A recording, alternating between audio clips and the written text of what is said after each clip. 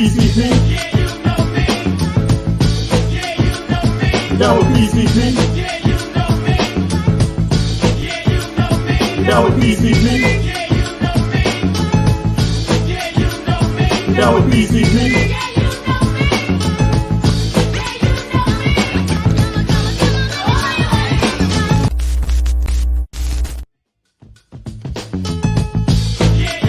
me. Yeah, you know me. Yeah, you know me. Yeah, you know me.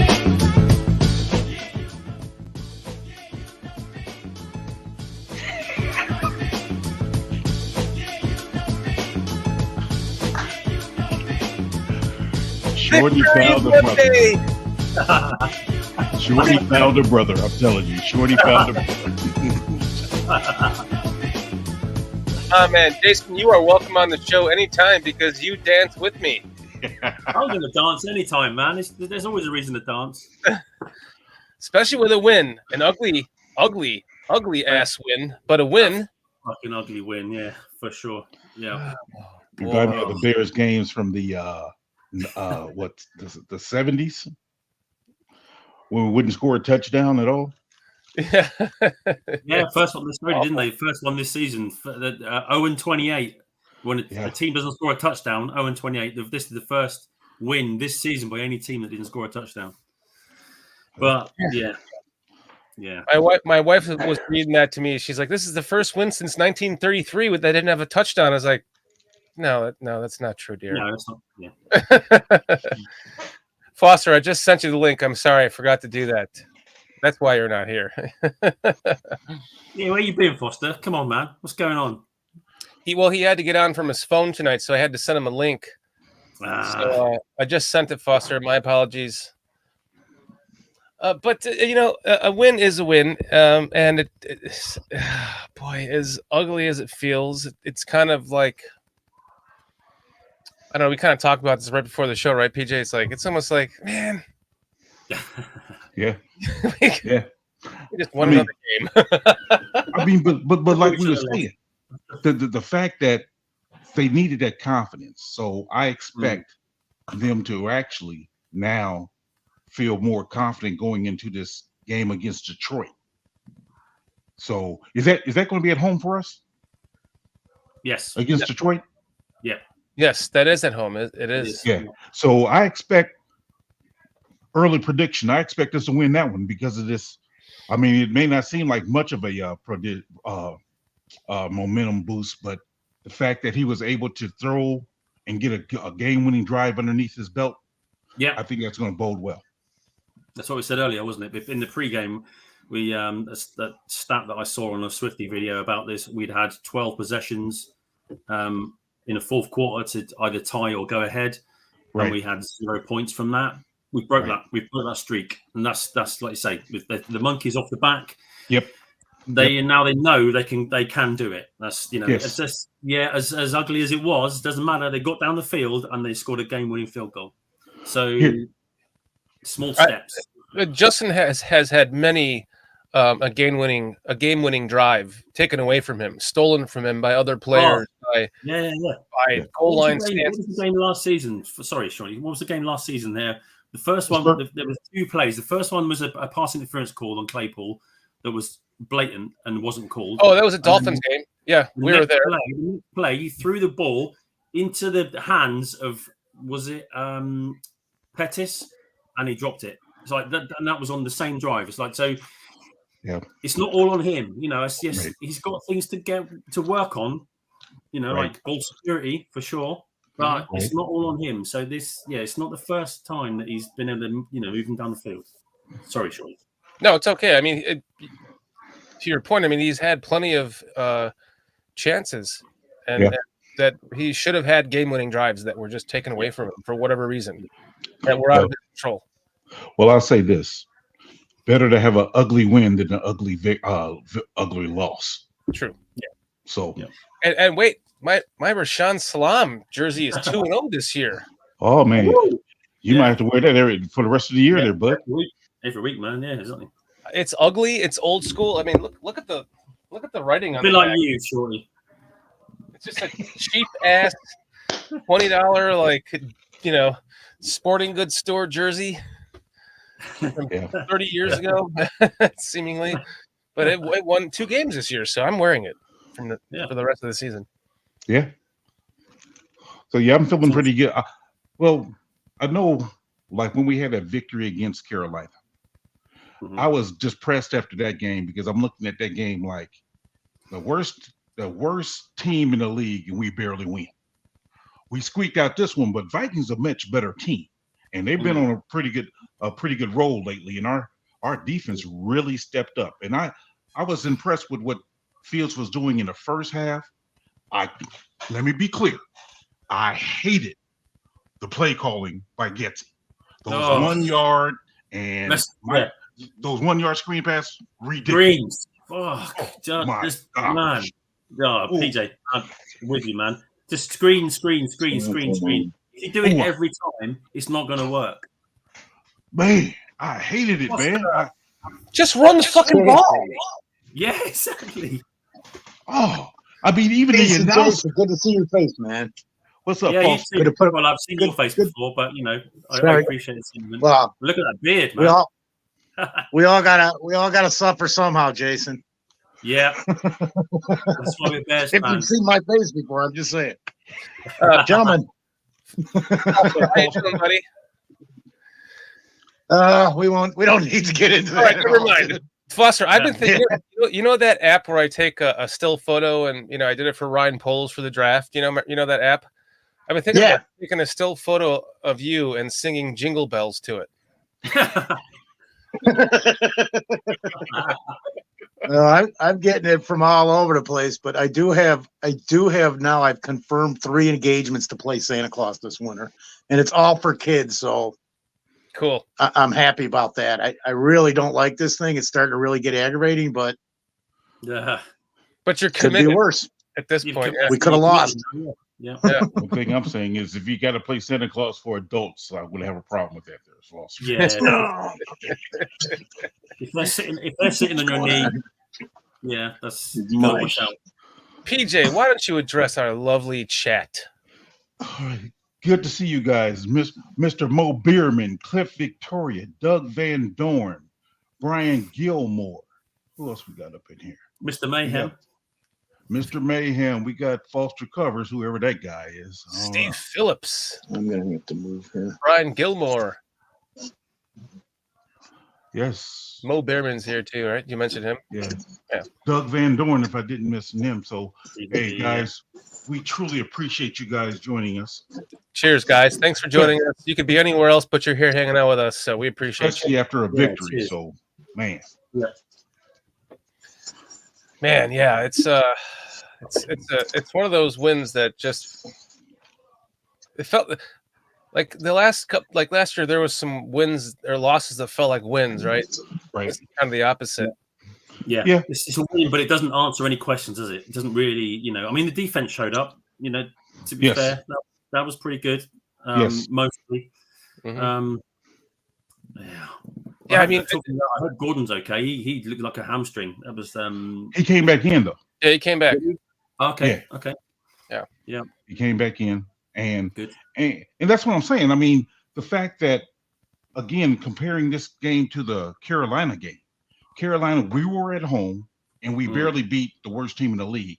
This time we're on the road playing against a team that's been playing pretty well lately, and we squeaked out the win. So that was really good. I mean, I did like the fact, again, that we had 4 turnovers, and I think we only got 3 points off those turnovers. Yeah. We got to do better. We have to do better than that. Yeah, definitely. Yeah. But overall, I take the win. It was looking like we were going to have another one of those games, huh? Right. 4 turnovers. Keo Carrito, what's up, my friend? 4 turnovers, and we were about to lose this game is how it felt. Yeah. Yes. Justin just felt. I was getting vibes from Justin from seeing just kind of the look on his face, and I know that doesn't go to much to say anything, but he just seemed like he didn't have any confidence in the offense, in the offensive play calling. Well, like he wasn't sure what was going to come next was going to be the right call, and if he could go against the grain, it would be bad for him. So it just kind of the look on his face kind of seemed dejected right around that second fumble. Yeah, I saw the second. I saw him saying, my bad as he running off the field. Oh, the field. Yeah, he said that's on me. That's on me. Yeah, that's on me. Yeah, yeah. then it's like when he came back out, seemed like he was a little bit unsure at first, but then it seemed like I seen a little bit of confidence in him, especially when he threw that strike to DJ Moore. It was like he looked around, thought about scrambling for a while, but he's like, nope, let me step up in this pocket, and he stepped up in the pocket and threw a strike, and that was a beautiful strike, by the way. That was the game there. Yeah, exactly. Yeah. The longest pass of the game. It was the longest play of the game by either side. Yeah. Yeah. Yep. Yeah. This game kind of got me thinking, like, who's the best coach on this team? Oof. And it kind of got me thinking, the defensive coordinator. Well, I think when you talk about on our team or both teams combined. Well, on our team, like you were saying earlier, I meant to address that I never got to, Jason, is that would he take a demotion to become defensive coordinator? I mean, I don't think he ever would do that. I don't know who would do that, but he seems to be. His defense is clearly playing their balls off for him. Yes, they are out there. Since Williams left and Flus is calling the defense is the DC. Yep, it's got better, hasn't it? It's got better, and that's where he came from. That's why he got the job as our head coach, was because he did so well as the Colts defensive coordinator. If that's what he's good at, we have. There was a saying where I used to work that we said that you always get promoted to your first point of failure. Do you know what I mean? You get promoted to where you're rubbish, because you do well, and eventually you're out your depth.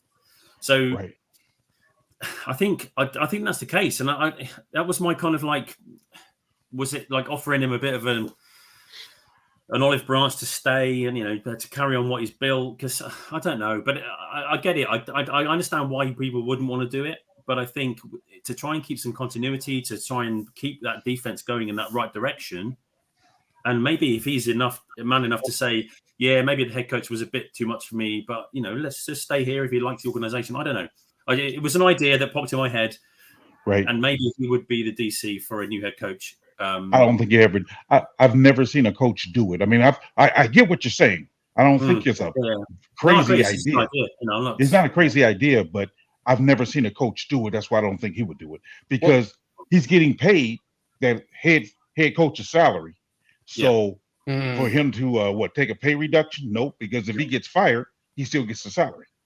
Yeah. Well, if he gets fired, they would most likely be paying his salary to go be a defensive coordinator at another team, along with their salary. So they have to pay him twice, essentially, which would probably be the main reason why it would not happen. But I like what your thoughts on there, Jason, because it's like, well, why not? If you're going to get a defensive coordinator job somewhere else, might as well just stay here and work with your team, and do what you enjoy with your team, because you do it well. Because no one's gonna make him the head coach, are they? Let's be honest. No one's going to work his way back up. Yeah, exactly. So I think the thing is too, though, that we got to keep in mind, he still haven't got that prototype 3 technique that he said he needs to make this defense really works. So he's doing all of this without this prototypical 3 technique that we need. The engine of his defense, as he says. Yeah. Yes. Yeah. Oops. Q is asking, our head coach contracts guaranteed? Oh yeah, all contracts are. So when they get fired, they still get paid. Well, to a certain point. No, they still get paid. Oh, you mean for head coaches? Yeah, all of them do. I mean, if you sign a contract to coach, you sign a contract for a certain period of time, and that's guaranteed unless it's something like Gruden did, where it's like something detrimental to the team or something like that. Yeah, something crazy. But other than that, you do get paid. So Flus, however long he signed this contract for, he's going to get paid for it unless he does something crazy. I agree. I mean, so that's just probably why it'll never happen. Yeah, I mean, that's why when what's his name? My guy, Fangio got fired from Denver. He had a year left on his contract. That's why he sat out last year. But then this year, he comes in and he comes back because now his contract is up. Money's running. Yeah. Now he can go to Miami and be the defensive coordinator. Yeah, right. I like what Doug Van Dorn is saying here. I actually think the Fleece will be back, and by what mysteries we may never understand. But guys might be so desperate for a new head coach that Getsy could get a head coaching job with Arizona or Carolina. Doug. Oh yeah, Getsy is the head coach of Carolina. That's going to help them, isn't it? Yeah, that would With definitely. all due respect, I don't agree with that. Simply because it hasn't shown any really progress on the field. Now, I think if he would have had a better outings, yes, he would. But because we really haven't done much offensively, I don't see it. No. I don't see it. I don't either. I don't see it. We got Walton Foster in the background. Whenever you guys, there you go. Whenever you want to come in. Let's get some stuff done. What's going on, Jason? Hey, Walt. Did you enjoy that? That was tough to watch, guys. I'm not going to lie. I know. It's another one of those you won, but you didn't win kind of things. Yeah, I know. Right. We had just had that discussion. Try watching it at 3 a.m, man. He's a real MVP right there. Yes, you are. Would you go to I'm not working tomorrow. Cheers. What's this one here? Let's see if we can bring Foster in here. Oh, there we go. We got a little mini Foster. Bring back the beard. Man, I'm missing that paneling there, Foster. Yeah, It's full. I wasn't feeling good earlier, so I was going to take a nap and then run over to the studio, but I just never made it, man. At least I didn't. I thought I was going to get sick, but I don't. I'm hoping I'm not. You know how you feel when you're getting sick. Mm-hmm. Yeah. That's where I was at, and I'm like, all right, man, drink some water and lay down for a bit, and then that turned into a 3.5 hour sleep escapade. But that's why I missed the first show, man. I was going, oh damn, I wanted to hang out, and joke around with Jason and you guys, but here we are, anyways, and the Bears won somehow. Good. Just, get better soon, man. That's just go to Carrido's point there. This is a big thing with me at the minute. Is Jalen Johnson? He's and I hate that. I don't know. Roquan did it as well, and I don't know what you guys think of it, but I really don't like that when a guy makes a play, when a defender makes a play, and he starts doing this. When I play sports, if I made a good play, I just enjoy the moment. I enjoy what I've done right on the field. Right. The first thing he thinks of is his money. So, and he's a good player. We can't deny that. He's playing well. He's a great player, but he's not an elite player. When he goes into the press and says that I'm like the best cornerback in the league right now, you're obviously not, Jalen, because you'd have took that to the house again. Another one, 2 in 2 weeks, my friend. You just dropped a few $1 million there with that ball. So. He's good. Well, I do think we need to sign him, but I just think he shouldn't be playing hardball with his money.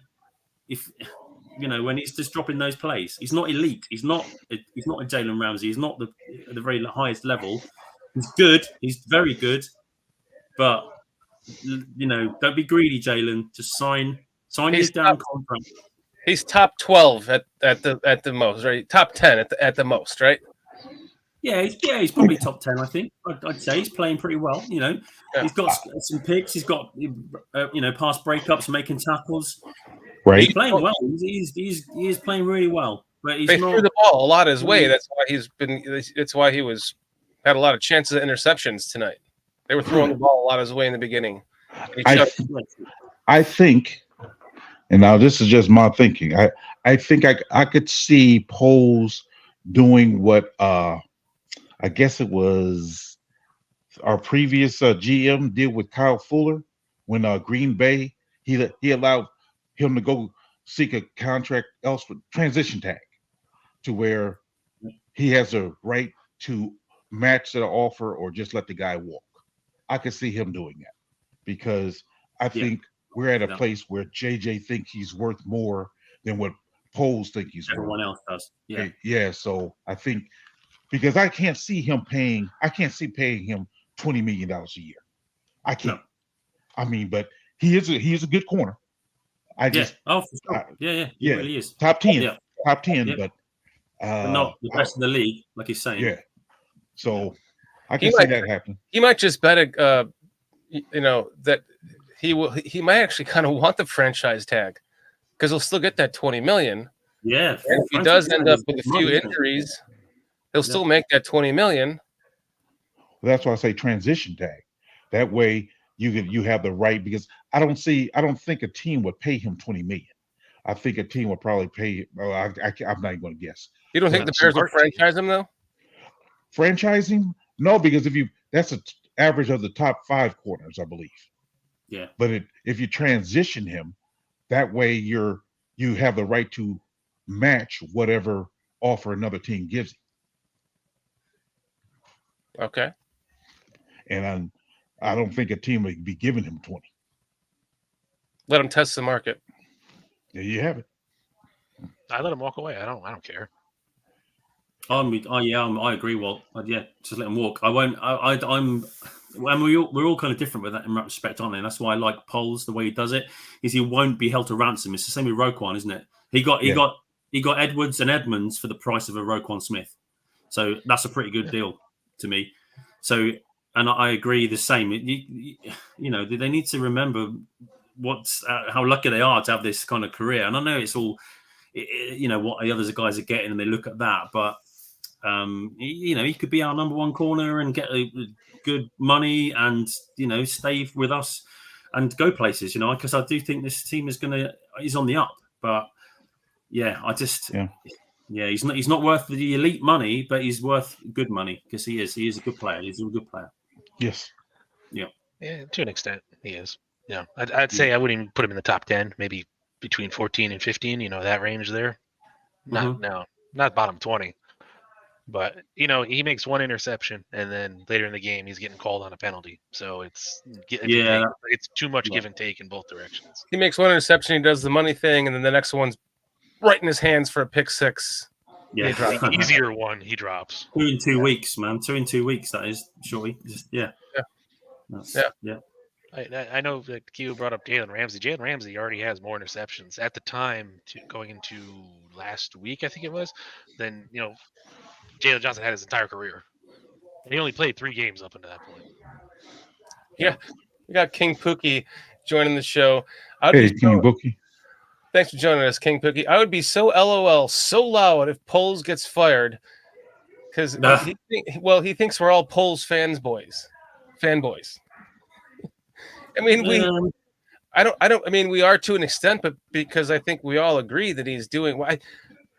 Pookie, you are going to come on the show one night and tell us why you are so against what you think Poles is doing, correctly for this team. Because I think what he's done with the little amount of time that he's had, the amount of starters he's gotten out of this team and backups.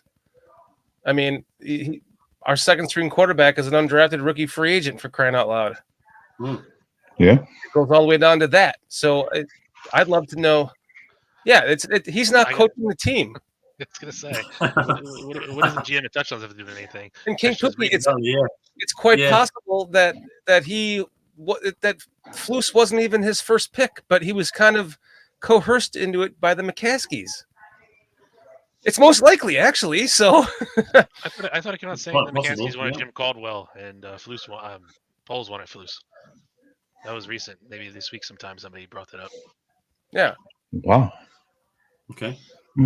So I mean, it's on the coaches. It's not he's done it. He's given this team talent, and he's not that far away from whether it be the next coach that, albeit like a Harbaugh, steps right in, that kind of coach that can just pick up where this guy left off with the talent and just run from there.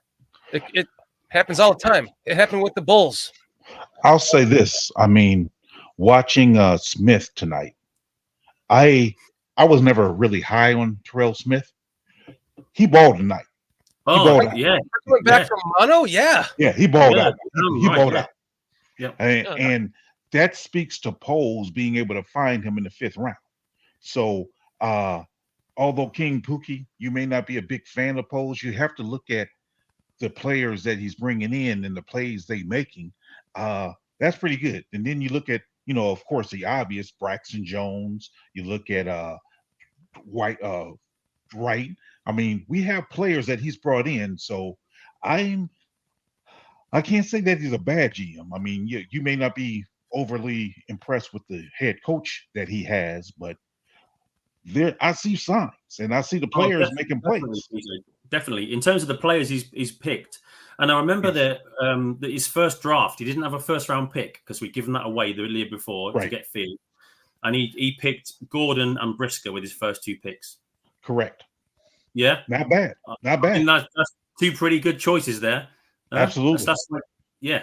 So look at the team he's building, and again, I always go back to Swifty because I get a lot of my information from him. But he showed the picks he's made, and like I said earlier, in our pre-game, if you're hitting 6 or 7 out of 10 as a GM as starters, that's pretty fucking good, isn't it? That's pretty good.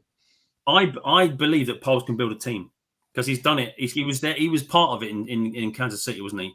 He wasn't the GM, but he was the assistant. Was the assistant GM?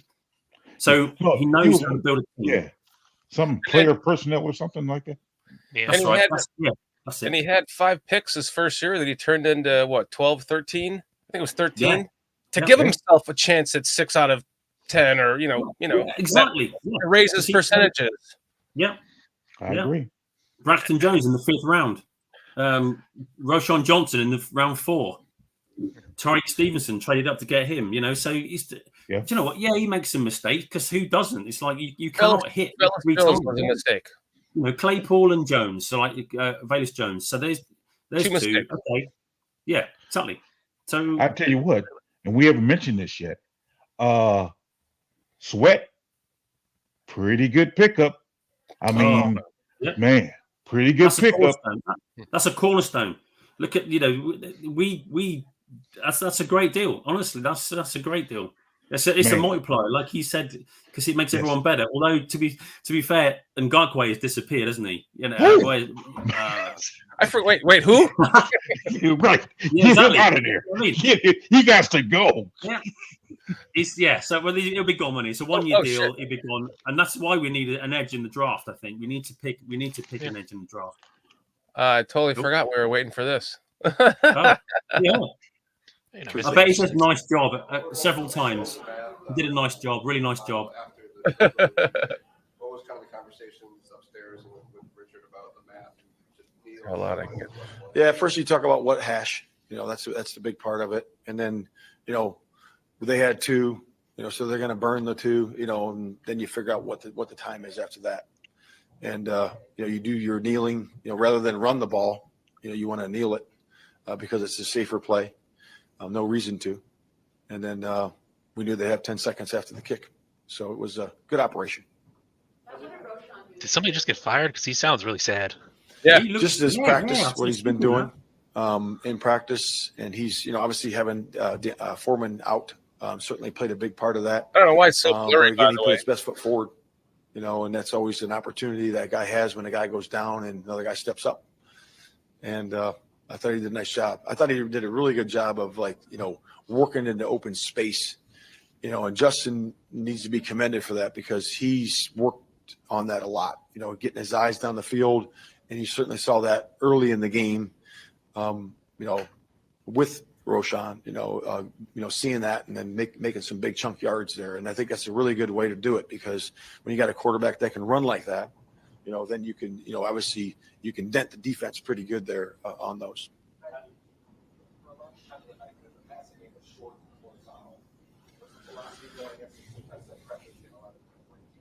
Yeah, I mean, you got all those guys up and they're all a threat to come, right? So you have to be, mindful of that. And you have to have a ways to get the ball in the perimeter or into the second level, of the field. And, we didn't hit some of those today, but we're certainly looking to get more of those.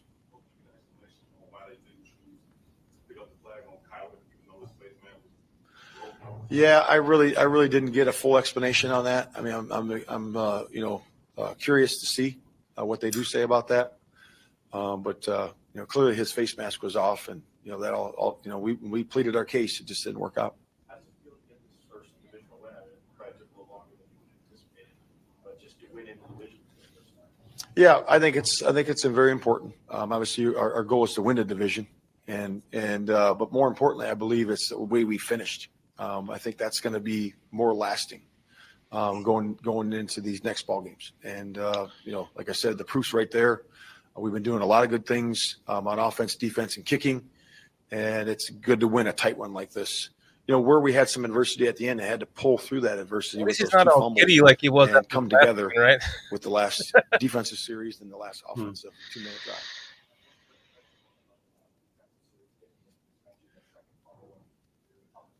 Yeah, I mean, what they're going to do, right? It was run, right? And then they threw the ball to the perimeter, and TJ made a great play. I mean, that was just an outstanding play by him. He's played well all year, but man, he played good tonight too.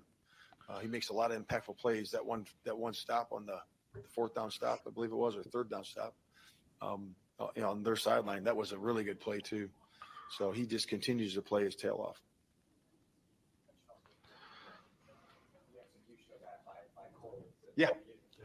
Yeah, that was great. That was really good. And the execution, the blocking, I think Justin operated there. We got the look we needed, we wanted there.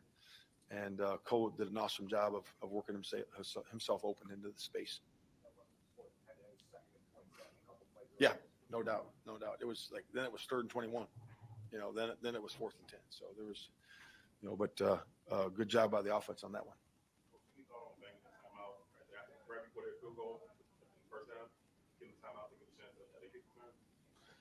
No, I didn't have a thought on that. Now with Justin having the 2 fumbles, and obviously he's had these challenges and struggles in that fourth quarter, what does it mean for the team and for him just to see him make that play, DJ?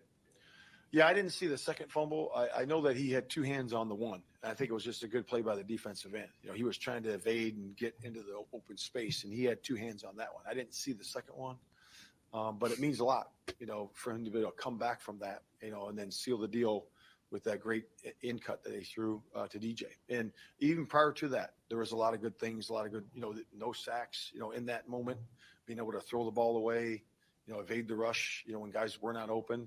And again, we'll look at the tape and see how we can get better, as we will, all of us. We can get better from this performance. When we're going to lose, we can always get better. And we want to do that with this one. That's rocky intro in the season. What's allowed you guys to have the kind of growth for the defense is making the plays to win? Yeah, it's just coming together. I think we had some injuries early on.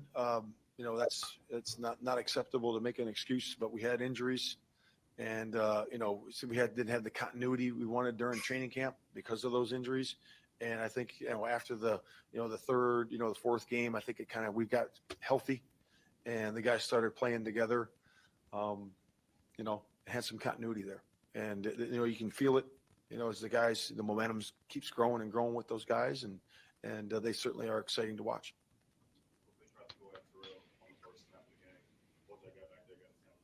Yeah, good. Yeah, he made good tackles. I thought he was strong.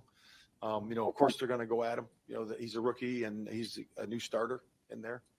So they certainly did that. And Bojack did a good job of playing over the top on that one. We pressured on that one on the first play, and Bojack did a good job of seeing that and playing over the top.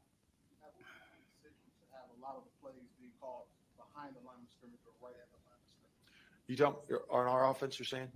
Yeah, it's just the pressure, the looks that they give you, and the pressure that they give you. 6 men up, 7 men up, they're all threatening right there, and you can decide to do a couple of different things. You can spit the ball to the perimeter, or you can max it up and have a 2-man route, and try to see if you can get it done that way. So. There's a bunch of different ways you can do it. When you get the ball to DJ on the perimeter, he makes some things happen. I think it's always a good thing, but we'll look at it. We'll see how we can improve for next time, and we'll see what we can do. All right. You guys have a good evening.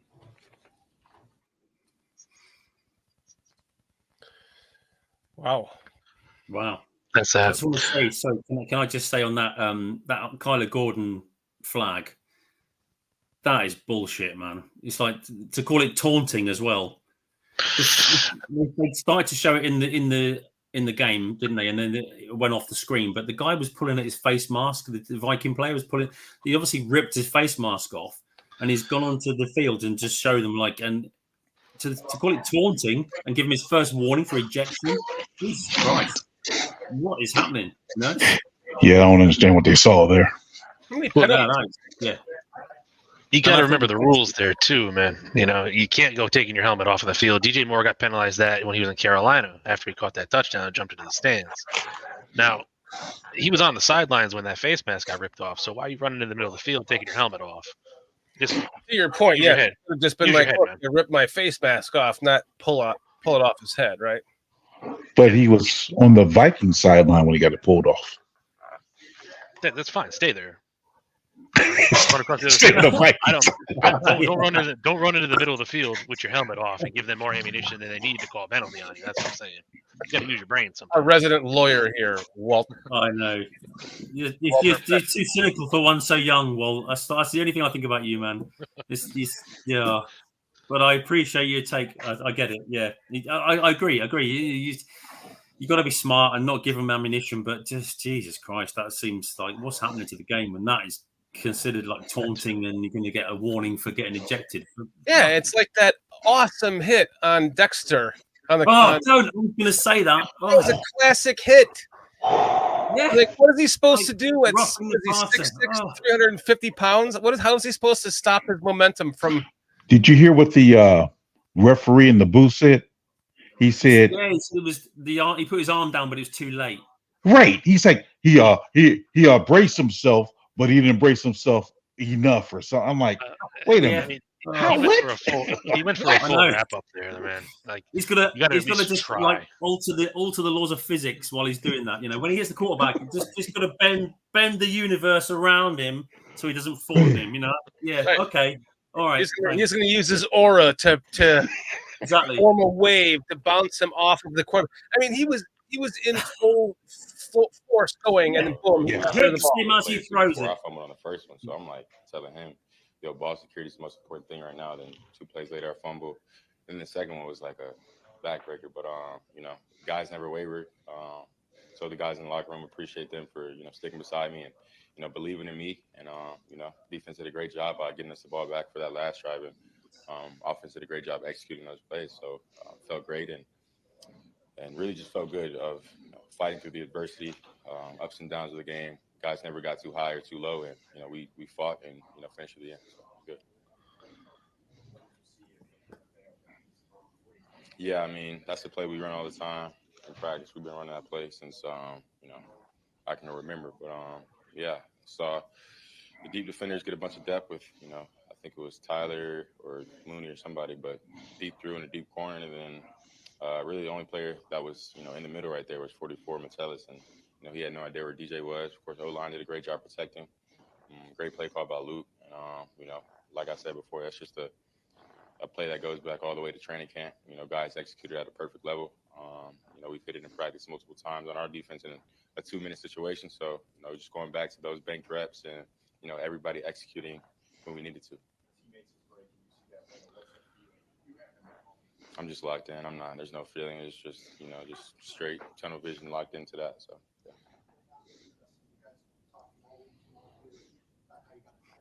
Relief. We came in at halftime. We were up. Defense was playing a great game. Offense kind of got to a slower start that we wanted to, but nothing that mattered in the first half mattered to us. Starting in the second half. So that was, our message was just finish. Because there's been too many times this season where we've been up. We didn't do a good job of finishing. So again, just going back, proud of everyone for fighting through the end. No matter what had happened, and finishing the game out, and ultimately got the dub. So.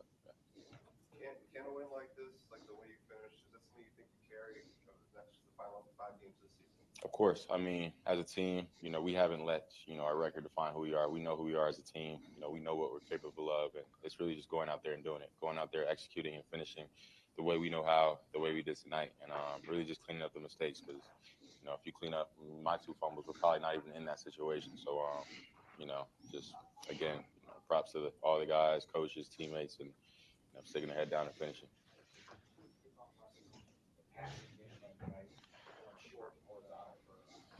Yeah, I mean, a team like this is what you kind of got to do. They want to, mug a bunch of guys up at the line of scrimmage and want to have two DBs out for 3 receivers. You got to outflank and do that sometimes to, get them out of that stuff. So, that was kind of the plan going into it. But, I think the receivers did a great job on the outside perimeter blocking and, letting those bubs turn into 8 to 12-yard gains. And, those are big plays for us. So, that was a big emphasis, early in the week just to get the ball out and let those guys work on the outside and get the ball out quick because, they'll either have everybody at the line of scrimmage, blitz everybody, or, they'll drop out in the cover. So, guys handled it well. And, just that was the main emphasis. Give you a lot of credit for working with Roshan, especially working with him in space. What did you see from him early on that you were trusting going in? Yeah, I mean, he did a great job. One, protecting. He's a great pass blocker. He's a hard worker, but every time I'm throwing up for practice, he's there. So we kind of have that chemistry. I think there were, play early in the game where it was broken down. He did a good job finding an open zone and, getting first down. I think that might have been a third down, but yeah, great job by him. And, he's getting better each and every week. So proud of the way he works. His work ethic is unmatched. And you just see him working every day, grinding it out and, just getting others around him better too. So it's just really awesome to see him growing and getting better each and every week. Mm-hmm. Yeah, I mean, I think it's kind of what our whole team goes through. Is like we're going to have adversity throughout the game. We're going to have ups and downs, but the past is the past, and we can't dwell on that. We got to focus on the present moment and keep going. So he bounced back from the missed field goal. I was surprised that he missed it, to be honest, because he's been hot lately. But I mean, he came back, hit the long field goal. And, of course, the game winner, that sealed the deal. So, bounced back great. Didn't let that miss phase him. And just kept kicking. So. Yeah, you guys have lost a lot of division games. Does it feel any different, any better than this one against the teams? I mean, it just feels good to get a win. Anytime you can get a win in this league, it feels good. So, it's hard to win. And, I think as a team, it just feels good. No matter who we're playing, just feels good to win. How do you all avoid frustration of defense giving you the ball back, but not being able to catch it? How do you avoid that frustration? Just keep going. I mean, I think we had a few communication struggles early in the game with the O-line and stuff like that, but just keep chipping away. We knew our defense was, playing great. They've been playing great these past 2 weeks, and we knew the defense had our back. They just kept telling us, we got y'all's back, and just keep chipping away and putting points on the board. Like I said, I mean, if I don't fumble, we kick a field goal, make it 12-3. We're probably not even in that situation in the first place the way they're playing. So, yeah, I mean, defense played a hell of a game tonight, and definitely had our back for sure.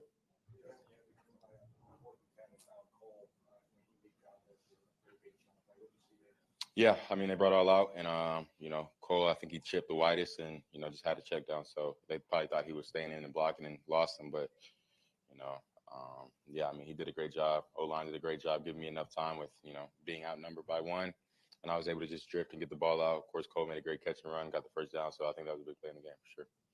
Justin, in the two games since you got back, where are you in terms of the arc of where you want to be, and what do you want to do the rest of the season when you guys get back personally? I mean, I'm just taking it day by day. I'm not, where am I? I'm right here. I guess, I don't really know how to answer that question, but yeah, I mean, I'm just taking it day by day, just trying to get better each and every day, learn from my mistakes, and really just be the best I can be for this team. So, we're just going to take one day at a time, one game at a time, and, focus like that. So, yeah, don't really have any interim goals, and we're just going to focus on, the task that's next, and that's the Detroit after the bye week. So, like I said, just taking it day by day, and just focusing on the day that we have. So. I mean, yeah, I really just wanted to, prove to my teammates that, that I had their back. The way the defense was playing all game, I had to come back and, at least give us a chance at the end. So, I mean, it felt great. Just with those two fumbles, adversity's hitting after the second one. I was sick to my stomach. I'm not gonna lie to y'all, but yeah, defense 3 and out, got us the ball back, and at the end of the day, when you do have that opportunity at the end of the game, everything before that, like I said before, it's out the window. So you have what? That's all you have. I forgot what the score was, but all I know is that we needed a field goal, and those 2 fumbles that I had, it was over with. So at the present moment, and like I said, the guys did a great job executing at the end of the game when we needed to execute. So got better from last week, learned from last week, and finished the game how we wanted to finish it. Thanks, guys. Appreciate y'all.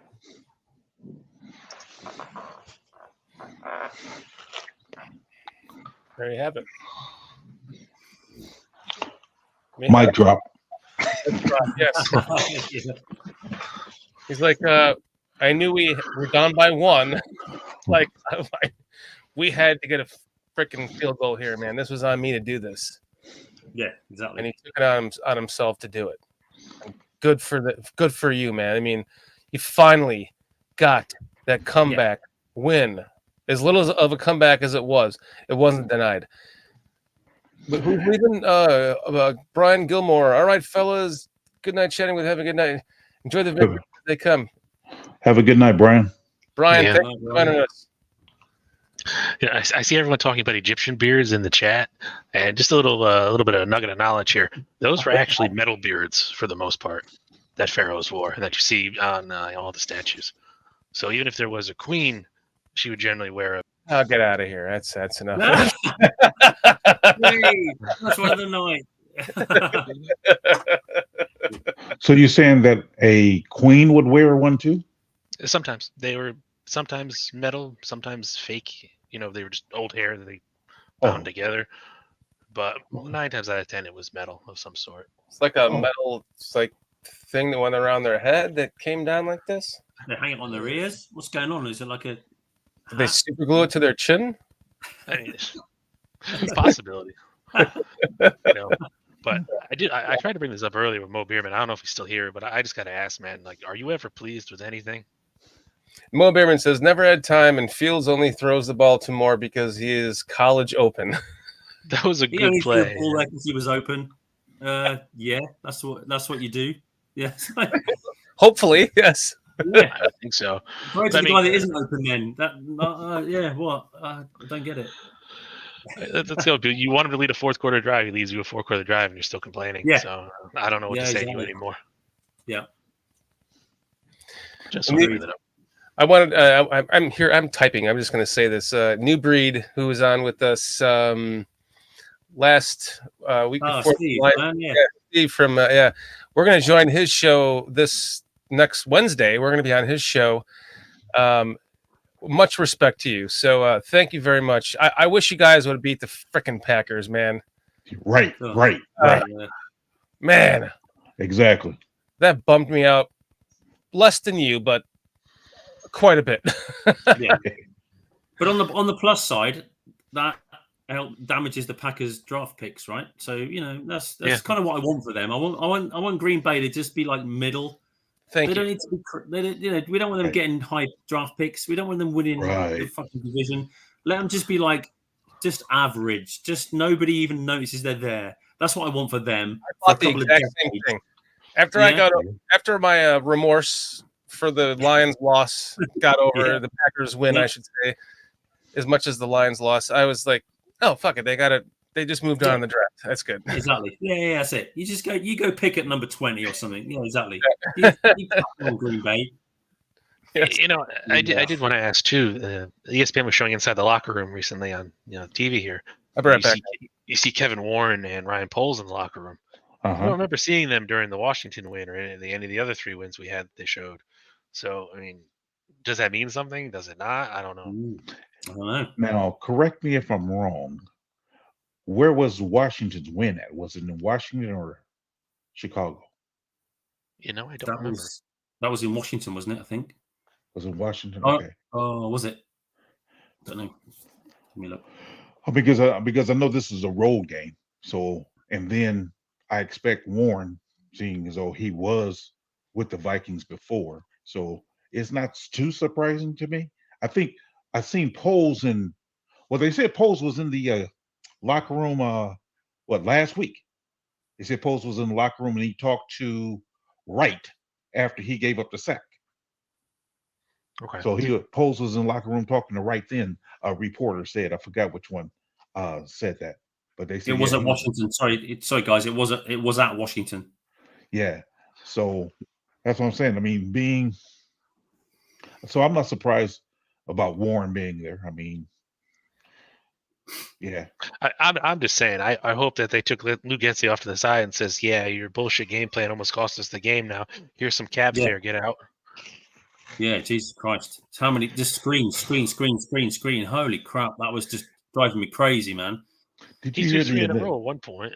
Did you hear the announcer say? He's like, even this rookie, he'll figure it out sooner or later that you're gonna keep on throwing this pass. I'm like, come on, man, stop with the 1 yard screens, man. Stop. I know. That was crazy. That's right. Yeah, it was in the game. Was it? The guy said, he made a tackle for a loss. Another one. Screen. And he went, yeah, he's the rookie, and he played it. It's like, yeah, of course he did, because that's what we've done the last fucking 3 plays. It's like, well done, him. Brilliant. Can we stop throwing that pass already? Come on. Yeah. It was interesting too. One of the guys on Twitter asked, "Do they even throw a play-action play in there at all?" I don't think so. That's a great question. I don't think they even did. Considering we're so run heavy and we can run the ball, that's why you run the ball, so that it opens up the play action pass for you, isn't it? It's this Jesus. That's a great point. What? Also, toward the, I think, third quarter, I didn't see none Herbert at all. Seemed like it was all Roshan. I'm like, where's Herbert at? Let's get Herbert involved. He didn't get many reps, did he? He just popped up now and then. He would get, they brought him back in the fourth quarter, but for that third quarter, he was like missing in action. I'm like, let's take Roshan out the game and get Herbert in there. Yeah, agreed. And that's a good point, Cliff. Exactly. Yeah. It's the coaching, isn't it? It's the play calling. The box is full, and you throw another screen. It's like, I thought this the last few weeks why do we not run any kind of like shallow cross or a slant, or when these guys are rushing and they're filling the box, or we're just not running any kind of short route in the middle? Just why are we not running a slant? That's an easy out, isn't it? It's a quick slant or something. Am I missing something here? I'm not. I'm not. If they're going to have a zero blitz, meaning they have nobody in the middle of the field, that's a perfect time to run a slant. Yeah, they showed it in the game, didn't they? They showed it on the coverage. They big like purple box on there. Like, there's literally nobody here. Nobody there. Run a slant. Run a slant and a go. I mean, either way, you have nobody helping them out. So Getsy, I'm sorry. And I try not to talk about him today, but I can't help it.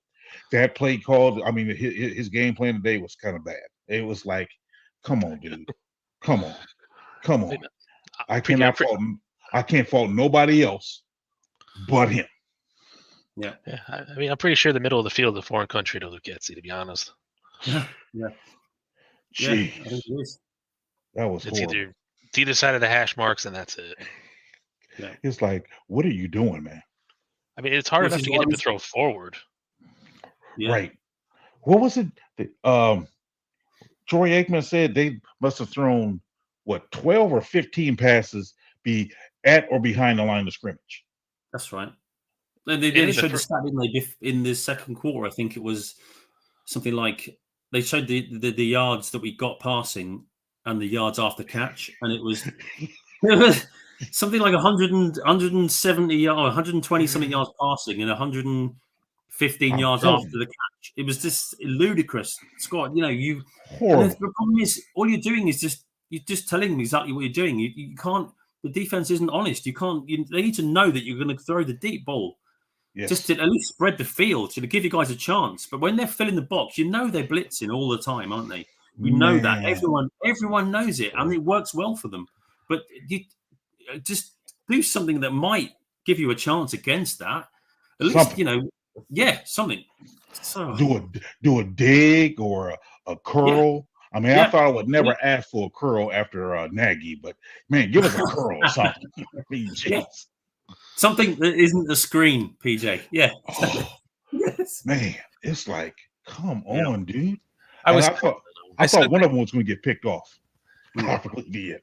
I said that yesterday with the Houston game on, and there was a perfect slant thrown by C.J. Stroud. I'm like, where are our fucking slants? I heard you saying that. Yeah, man, I'm telling you, ridiculous. Jeez. Just I put think someone when across the middle when on they a showed the short stats, route. Jason, I think it was 10 plays behind the line of scrimmage at the time. Was it? What it was 10? Okay. Yeah. Because I was Yeah. like, my It goodness, was something like that that. was Yeah, ridiculous. it was just yeah. It's horrible. Man. Sorry, Peter. No, I just said it was horrible. It was, yeah.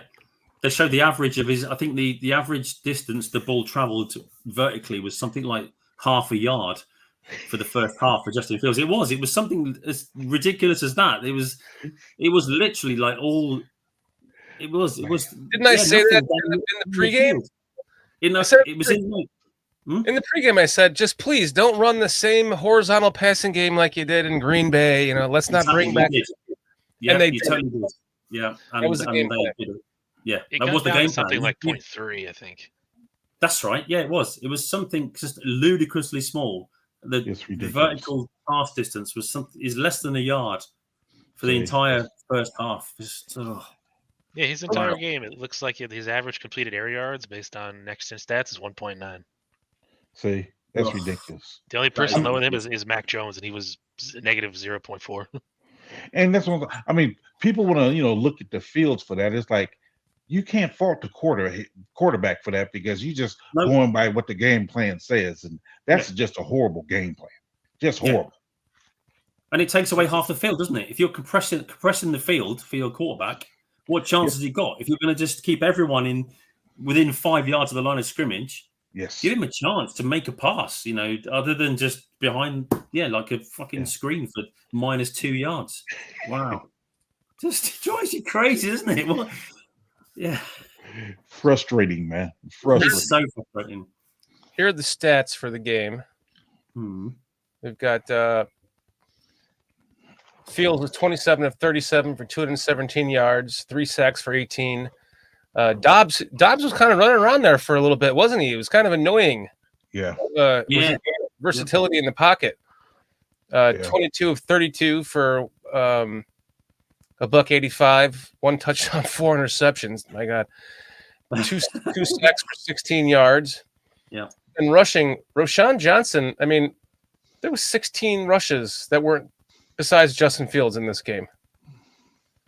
Why not try to counteract that blitz with a rushing game? Man. Just give the ball more to Roschon. He was doing well. Yeah, he had 4 yards per carry? 3.5? 3.5 right now. Yeah. A long of 7, but they never really let him get into a groove, No, agreed. I think you said it in the pregame as well, didn't you? Because all you got to do is find a hole. If you get through that blitz, you're into the second, third level. Oh yeah.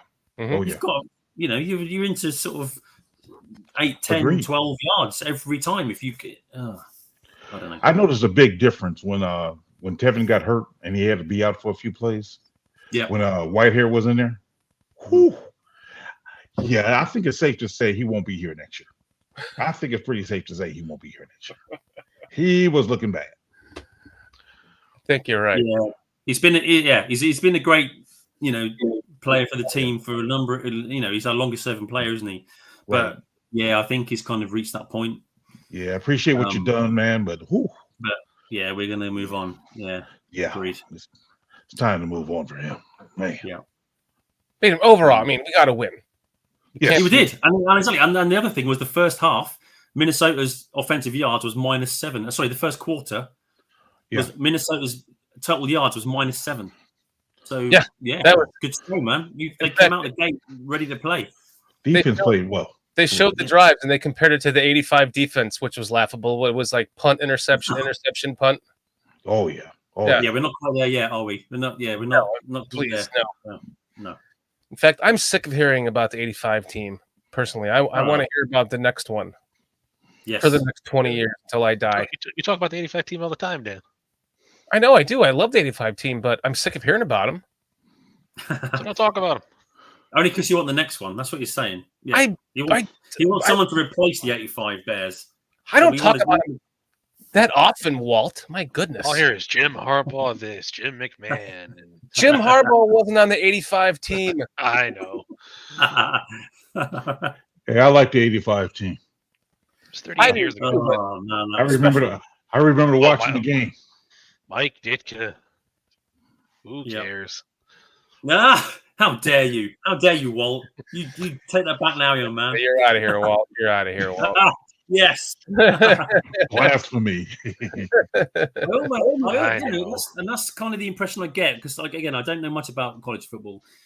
That's the part of the impression I get is with the Harbaugh thing is that we've had a lot of bland kind of like, soundbite head coaches that will say the thing that everyone thinks they're going to say and blah, blah, blah.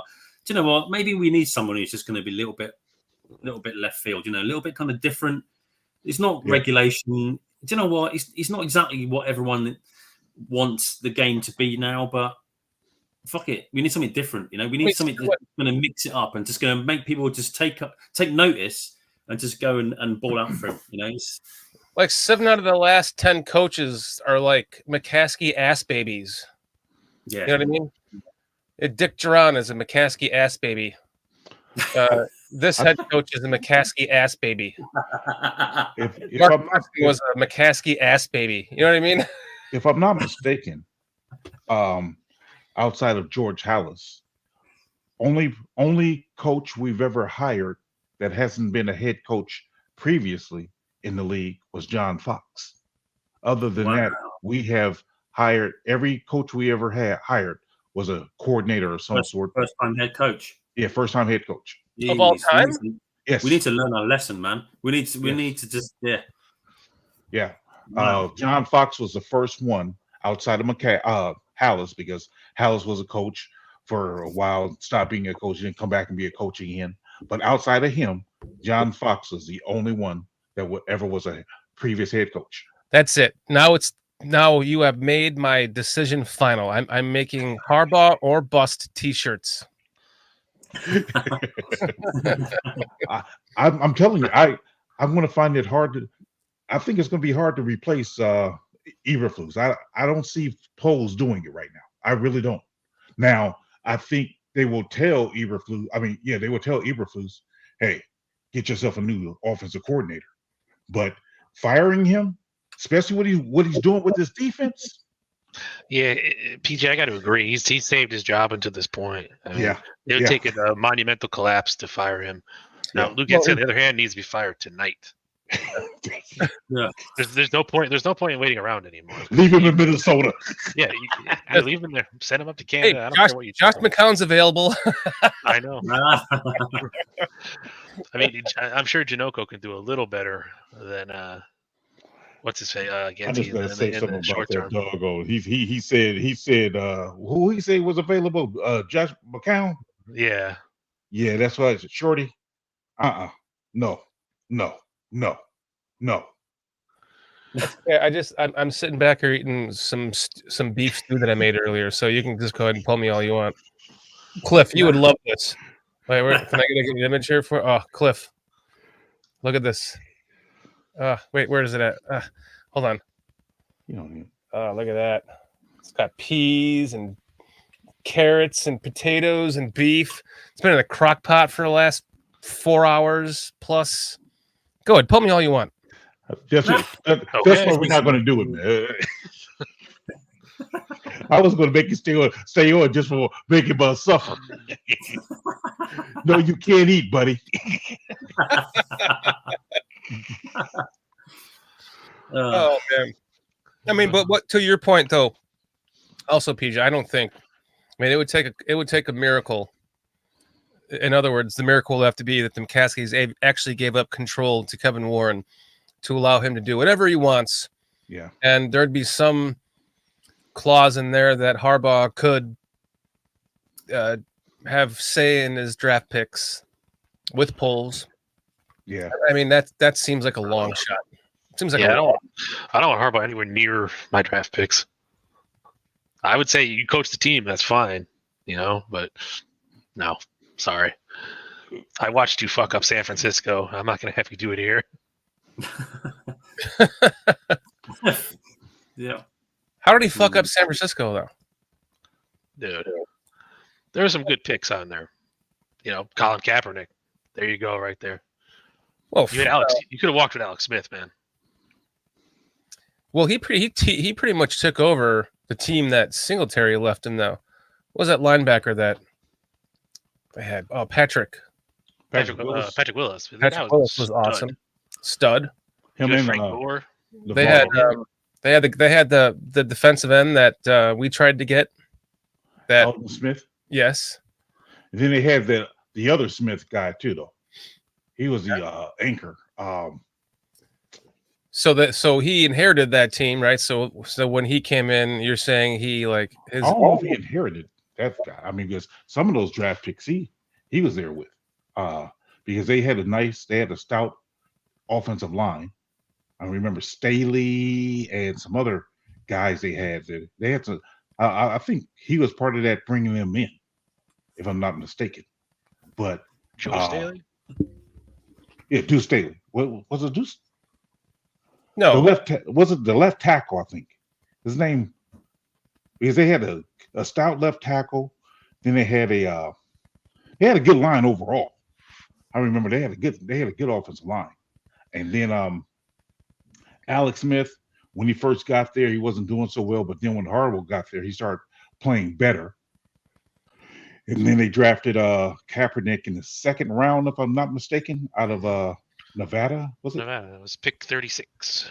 Pick 36. Yeah. So, yeah, I was never. I didn't see what they saw in him, but Alex, to Harbaugh's defense, Alex really didn't even play as well as he played once he got to Kansas City. Once he got to Kansas City, that year that Mahomes rookie year, Alex Smith played the best football of his career. I think he threw for like 40 touchdowns to like 6 interceptions, over 4,000 yards. I actually wanted Alex Smith that year. I was like, wow, that guy is really nice. Yeah, I mean, really, I'm just looking over the draft picks right now. I mean, Alden Smith, okay, gave you 3 good years and fell off the planet. You know? Yeah. Then you have Colin Kaepernick, and the rest of the draft was crap. You know, you have Jimmy Ward in 2014, and then Eric Reed in 2013. But you need a lot of picks that year. You know, you have 3 picks in the 7th. 1 pick in the 6th. A couple picks in the 4th, a couple picks in the 3rd, 2 picks in the 2nd. And outside of your first round pick, a lot of those guys floundered. Yeah. You know? All right. Fair enough. I mean, like you said, they're not going to hit on every pick, but when you're hitting on 1 and you have 13, but they were so stacked. Coaching my team, though. Because they even drafted that guard out of Stanford, and he fizzled out. Garnett, I believe his name was. Remember what year it was? Garnett. Like towards his latter time, because like towards his end, because he was like a right guard. I think his name was Garnett, and he didn't do so well. But he came from Stanford. I remember that. But he was like a first round pick, and he was a stud in college. I think he was All-American, I think. Can't think of who it is. You might be right. I think his name was Garnett. Oh, I mean, there was a guard drafted in the 4th round in 2012, Joe Looney, but he was from Wake Forest. No, not him. This guy, he was out of Stanford. I think he was there when Luck was there. I just think that if as we just said, history has shown like they've gone after head coaches that have not been head coaches before. Yeah. And they've mostly failed. Lovie Smith was a good one. Yeah. Ditka was a good one. Ditka should have won more Super Bowls, but he was a good one. But I mean, what else is there besides the one flash in the year? Well, actually, Nagy made it to the Super Bowl twice in 3 years, so we'll give him that. But I mean, everything else, Fox sucked. Yeah. So, I mean, do you even want to fire this guy and try to like start over again? Or I mean, maybe the best thing is to continue on the pace, like you're saying, PJ. Well, I think, like I said, we're seeing marked improvement with the defense. So do we want to give that up to start over and have a new coach come in with, oh, I need this type of player and I need this guy. Let's get rid of this guy. Do all that stuff. This guy's not my guy. Right. See, I want to go through all that. So I'd rather stay the course with Eberflus. But hey, bring in a better offensive coordinator. Offensive coordinator. Yeah. Bring in a better offensive coordinator. Yeah, I think there's a case for that, PJ. It makes when you say that, it kind of makes sense. You know, it's yeah. The other option is maybe to say if we can get Flus into the DC job and then bring in a head coach with an offensive-minded one. I don't know. But no, I agree. It's good in theory. Yeah, in theory. I think we've shown that to keep giving coaches the chance to come here and learn their job isn't great for the Chicago Bears. You know, that's we're not a fucking head coach school. You know, this is a team. We're not a quarterback school. We're not a head coach school. So let's find the head coach that can help develop the quarterback that we have. I mean, because he clearly has enough talent to be our quarterback for the next 10 years. Definitely. Plus. Yeah. It's just funny going through Twitter here, looking at some people who I'm not going to name names here, but they're very pompous assholes. I think personally, just ragging on Justin Fields, saying like, oh, the hype train for May and Williams is going to be great, and here it's like, get the fuck out of here, man. Oh, fucking Jesus! Yeah, he needs to look after the ball better. That's something he needs to. He does when he's on the move. He needs to keep hold of that ball, but. The upside he has is just we can't let him go. We have to build a team around him.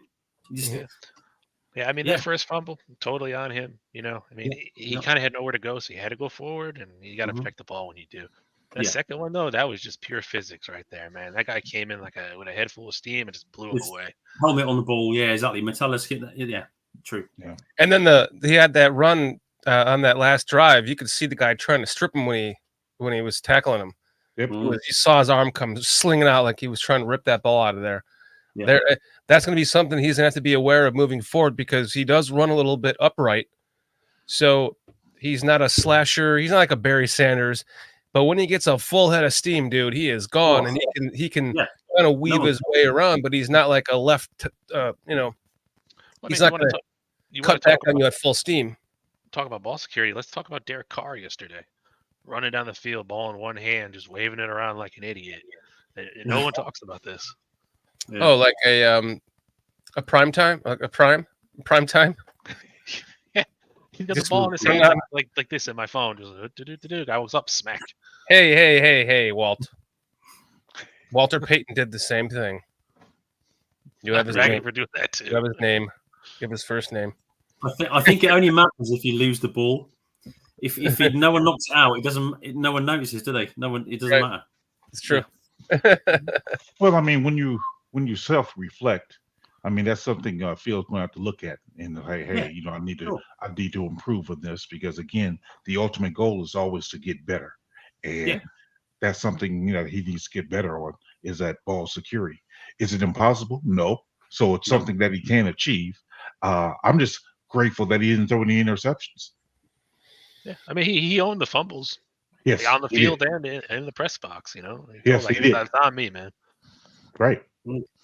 I love how everyone in chat is talking about food right now because I pulled out my beef stew. Doug Van Dorn, funny. Today's steak was USDA choice from Jewel, and the similar steak I had on Thanksgiving was USDA Prime from Walmart. The choice steak today I had was better. Right. Oh, that's funny. Well, that's Walmart for you, right? Hey. We got and Cliff's just going off about food. Butcher said, "Don't freeze the Kobe beef or dry aged burgers, so I have to eat it this week." Oh man, that's my one gripe. Like we won today, great. It wasn't pretty, but I'm worried he's going to extend Getsy's time here with the team. Yeah, it shouldn't. It shouldn't. We didn't win because of the offense. Right. The defense. It really shouldn't. Yeah, but it will. More than likely will. Yeah, but on one hand, we all kind of agree that maybe that'd be the best thing in one way. Keep What? it Getsy around? Absolutely not. I will No, never. no, agree not to that. no. I'm sorry. I was thinking Flus when you said Getsy. Oh. Okay, never mind. Oh. Yeah. No, fuck Nah. Getsy. Yeah, I would say this: if Poles is given an honest assessment, he has to say, "Hey, we had 4 turnovers, and we only got 3 points off those turnovers. Yeah. Getsy, what's your problem?" I mean, that's have to be an honest assessment. Like, look, Yeah. Getsy, what are you doing? I mean, throwing these Okay. 1-yard screen passes, what are you doing? I Yeah. mean, that's an honest assessment. I mean, so when I look at other teams that have played Minnesota this year, I don't remember seeing no other team throwing 1-yard passes 15 times in one game. Stop it. So And what? what And are you what doing? half? I mean, what are you doing? I mean, this like, what makes you think that's the way to go? And it's not like this is the first time you did it. You did that in several games. It's like, Yeah. so you either don't have confidence in your quarterback, or you can't come up with a game plan good enough to throw the ball down the field. Which is it? Because this 1-yard pass to the left and to the right is ridiculous. Well, yeah. I mean, we saw this with Tyson Bagent too. So it's not like it's just a single quarterback mentality here. It's across 2 quarterbacks now. Right. You know, and if you brought Peterman in, it'd be 3. And this guy just can't do it. And I've been saying this for weeks. And everyone's like, no, we have nobody to bring in, so we can't do this. We got to wait till the end of the season. Forget that. Fuck that. You know, what are you going to lose more games? We're not going to make the playoffs either way. So who cares? Yeah, tonight's game plan was really crazy to me. I mean, the more I watched it, it's like, okay, I was waiting for you to, okay, all right, you're going to slip a guy and let a guy run you fake the screen pass and throw it downfield. Never once did that. It's like, you literally just keep on throwing this 1-yard screen pass. And luckily, the guy on the rookie tackled, I think it was Mooney or somebody. Yeah, Mooney. Surprised he didn't intercept it, because it's like he knew it was coming. I'm thinking everybody watching the game knew it was coming. It's like, okay, they're gonna throw a 1-yard pass again. And then the crazy thing is, and this is, my wife was waiting for it. This is Walt's point that Walt brought up last week. It's like you have this horrible game plan, and you go through it all game. Then we get down, and you're going to now try to expect Fields to change up his mentality after having to have this horrible game plan. Now, throw the ball down the field now. The average quarterback won't be able to change up like that, because you're like, okay, you lulled me to sleep throwing these passes. Now you want me to be Superman on the drop of a dime to come back and try to win the game. Luckily, we pulled it out, but it's like you're killing your quarterback throwing these little passes to where he may lose interest or confidence in trying to throw the ball down the field. And it looked like he was at one point there at the end. Yeah, it's like on his face was like, "Fuck this." He did. He looked pretty downbeat. It's true. Yes, Justin Fields seemed kind of down, today.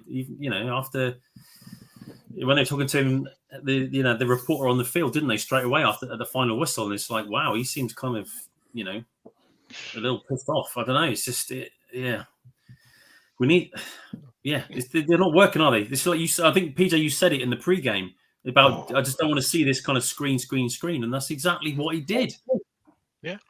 And that's the whole point. That's why I agree with you guys that it's Getsy is the problem, is that he's not learning from the last fucking 11 games. It's like, have you not watched this season from the sideline there? It's like, you've tried this, it's not working. Why are you still doing it? Look at the guys you have on the team. Look at the talent you've been given, and just do something that actually gives them the best chance to use their talents. Instead of just throwing it to a screen pass to DJ Moore and hoping he'll break a tackle and take it 20 yards. And that's what they're hoping for. He'll do it sometimes because he's that good, but it's not. That's not your game plan. It's not. And then when it fails, it's gonna give it to Herbert, run up the middle. It's for three goes, and then we'll punt it away. Like, it's not a recipe for success. If I was Getsy at this point, I would be going into the vault to look at what Nagy did with Fields, because Fields had actually some pretty damn good games under Nagy. Like, there was a Detroit game or two there where he was balling the fuck out, slinging the ball down the field. And Getsy or Nagy didn't come there to run the eye for him. I would say, instead of looking at Nagy, look at the Denver and Washington games where you actually threw the ball down the field, because I got a strong suspicion come this next Detroit game, we're going to be seeing these 1-yard passes once again. I'm willing to. I'm calling an over under right now. 12. 12 of them. I'm gonna write that down, PJ. I'm gonna write that down. Right. I'm telling you, man. It's like this guy in these 1-yard passes is just crazy, man. And he keeps doing it. Any other NFL team to realize how to run an offense. Period. Yeah, it doesn't have to be ours. I don't remember Green Bay throwing that many 1-yard passes. I don't. Now, when he was there, I don't remember that. That's what I'm like. PJ, the problem with all this is to do what you're saying requires some form of brain power, and Getsy doesn't have that. So, man, and we didn't see this last year. I know. I need to get Getsy in hold with my buddy's 10-year-old kid who kicked my ass like 72 to zip in Madden last year. I'm telling you, man. It's like, dude, I don't remember seeing these 1-yard passes last year, but now it's like part of almost every game plan. It's like, you think you found some secret sauce here? I mean, what's the affection about this 1-yard pass? Like, oh, I got a surprise for him. The one that really pissed me off was the one that he threw to DJ with. It was a screen pass with absolutely no blockers other than EQ. There was nobody. It was a pass to the right side. That's right. And there was like 4 or 5 Vikings there that just mauled him to death. He just threw it into them. Run over. He was like, "What the fuck? Yeah. We're the offensive lineman there, dude. It's called a screen." Right. Yeah. It's like, stop. I mean, it was kind of funny too when they did the back-to-back screenplays. You throw it twice to the won't be the left, and the second one gets blocked by Hunter, which they really should have intercepted that. And then he's like, "Well, you know what? I'm gonna throw a wrench into this, and I'm gonna throw it the other way. They'll never see that." Exactly. Like you this can't be really that stupid. They won't expect this. I'm gonna run another screen. Yeah. Too, they just showed the second fumble on TV again, and I have to question Cole Kmet's effort there on the block. And I saw that when it was in real time in the game too. It's like, right? Do you think Justin was actually expecting Cole to come up and make that block? That's why he didn't slide. I think he was. I think if you make that block with Kmet, you have an open field to go all the way to the house. Yeah. And Kmet gave up, maybe. unfortunately, there. That's a good point. Yeah. Yeah. I'm sorry. Anyway, we won, guys. Come on, we won. Yeah, but I'm with Walt though. I'm telling you, it's like when you think about it, it's like last time we won, we were all talking the same way. I'm just telling you, man. You win. It's fine, but at the end of the day, you have to also look inside of yourself and see. We could have done a hell of a lot better. Because Getsy, man, could have and should have, Walt, and I totally agree. Yeah. It's like, we had 4 turnovers and we got 3 points off of them. It's like, am I willing to accept that standard? That's not good enough. Saying. Yeah. No, because what Getsy doing that's not good enough. It's just not. You can't win against quality teams like that, and we need to change that. And I'm never trying to beg for nobody's job to get fired, but Getsy, get your ass out of here, boy. Man, only thing I got to say is down in New Orleans for that cup, Will. I'm gonna say, get your ass out of here, boy. Find your way on. Find your way home from Minnesota. Yeah, put that cheese back on your head and fuck off back to bloody Green Bay. To put it like an Italian, Getsy no Getsy. Getsy get to getting. There you go. Getsy get to getting. Getsy get your ass to getting. Oh man, I don't know. I don't see a reason to keep him anymore, and this kind of proves it. You had your chance and you failed, bro. It's time to go. Yeah. I think if the move isn't made more, in the next couple of days, I mean, you have all this extra time because of the break. I have to start questioning Ryan Poles a bit too. I have to. Well, I can't. It's part of it. It's part of your job that you're not doing. No, he's not looking at his team. He's like, okay, I'm signing these players, I'm scouting these players, big deal. That's part of my job. I know you have to do that. But you're the general manager of this club. So you are the first and, in a sense, last line of defense for your coaching staff. You have to hold them accountable if they won't hold themselves accountable. It's a fair point. Yeah, it's a fair point. So maybe just get rid of Getsy and promote But you have Janoko, to, one of the but coaches. you have to look at They can't do any worse, can they? Surely. whether or not the McCaskies will let him do that. Because again, have they ever fired even a position coach outside of? Yeah. I mean, how Yeah. much power do the They McCaskies just really fired have in Williams. these They're decisions? 2 games into the season. Say it again. They fired Williams 2 games into the season. Well, that's because of other Williams stuff. walked going on. away. He wasn't fired. That wasn't Yeah. football reasons. That was different. Yeah. Get Zach's comment here because get Zach's comment here. This is the one. Yeah. Okay. Fuck that. So- It was a real game-winning drive on the road against a tough defense. Why are people down? Don't get it. Must be a fantasy thing. No, we're not down. I don't No, we're not play down. football, Zach. I'm down on it's Betsy. critical of what you We're need kind to of do. with you, Zach. Yeah. Definitely, we're with you, Zach. It was, and we both I think we've all said it at certain points in the last hour and a half.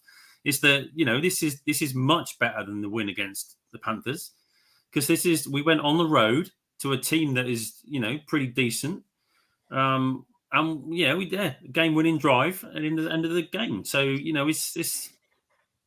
we're not we had down. 4 turnovers and we won. We scored 12 it points. out, man. We just gets it out. Let's just give. So we're with you, Zach. It gets it out. Yeah. And to answer Cliff, I know Zach Sullivan said in the chat too. Velus Jones was in the field tonight. He got a 28-yard return to start the game off. Yeah, he was in his uniform, wasn't he? He was padded up. I saw. Yeah, he was in the game. I'm sorry. So because we never really fired a coach because McCaskies aren't trying to pay somebody who's not here. That's their philosophy. If I want to pay you, you're going to be here, dog. Whether you like it or not, you're going to be here because I paid. So I don't see them trying to pay somebody. Only time I remember them paying or firing a coach with more than a year on his contract was Mark Trestman, because he had a 4-year contract. We fired him after 2 years. Yep. Yeah. I'm thinking Eberflus and his guys got a 4-year contract. So I don't see them necessarily. It's a tough call, DJ. Can we have him cleaning the locker room or something? Can they just make him defensive coordinator? Yeah, I mean, it's tough to say, TJ. I mean, how much power do the McCaskies really have in these decisions, or it's just we're making this up in our heads? Somebody is preventing it because it's never been done. We don't know, do we? We don't know. We don't know how it works. There are other owners of the Bears, but they're silent owners. So the majority, this is coming down to the McCaskies. Yeah, but if Ryan Poles goes off and says, I want to remove this guy from the team, I mean, do the McCaskies really get a huge say in this? I don't think so. No, I wouldn't say that. No, I would say if they wanted to bring on someone like, we were just talking about him. Fangio brought him on, and he ended up having some other shit go wrong with the guy we were just talking about from the Niners. Oh, Harbaugh? No, under the Nagy Fangio era, in the beginning, Fangio brought on a defensive end from the Niners who. Oh, damn it! Oh, you're talking about the guy from you're talking about Ratliff from Dallas, right? No, he was a defensive end from the Niners, McDonald. Oh yeah, and that had to go through the Nagys through the McCaskies for that, and they approved it. And they because of his background, is my point. Because George McCaskey talked to his mother. And after talking to his mother, he realized the guy was a good guy, supposedly. He actually said that in the interview. Out of the movie Psycho. I'm telling you, he actually said that in the interview. He's like, I talked to his mother. And it's like, what? It's a grown man. You talking about talking to his mother. What? PJ, I think as a former police officer there, that moms will tell you that their kid is the second coming of Jesus Christ, even though you have him right there with the gun in his hand and the dead body at his foot. Man, I'm trying to tell you. There's nothing, no love like a mother's love. I'm trying to tell you. That's true. My baby. That's my baby. At the end of the day, that's my baby. And man, so very seldom would you see. That's the difference I noticed between fathers and mothers. Most times, mothers will defend their children no matter what. Whereas a father be like, well, he is kind of inclined to do something like that. So yeah, I can see your point. But the mother say like, no, he didn't do it. No way he did it. I don't care. You just see the gun in his hand. And I'm like, yeah. But the father be like, well, I can see him doing something like that. Yeah. Mr. Mayhem here too, ragging on Oh, Village Jones. He didn't even do anything wrong tonight. there. Where's Zach's point? Where's Zach? There. Said No, about I want to winning go back to Zach. Yeah, what did Zach say Yeah, here? This one. Yeah. If Minnesota falters, and tonight we showed that can happen, then 9 or 8 or 8 and 9 could get the 7th seed. Let's win the fuck out. Wow. Zach's all fired up tonight, man. I'm glad to see that, Zach. Hey. That's all you need. Yeah, let's have some juice, man. Let's get Yeah. Because I like I told you guys earlier, I believe we can win this game against Detroit coming up. I do. So then we got Cleveland. Wait, hold on. No, you should have the way you said that. You said then we got. You should have said then we got to win 2 games in a row. First time that'll have happened under this coaching staff. So we won our first divisional game. We won our first divisional game tonight, so I'm thinking positive. Okay, there's a first. Yes, let's be positive. Yeah. Okay. But I'm just worried about looking down the road. I'm looking at Cleveland like that Myles Garrett, man. Ooh.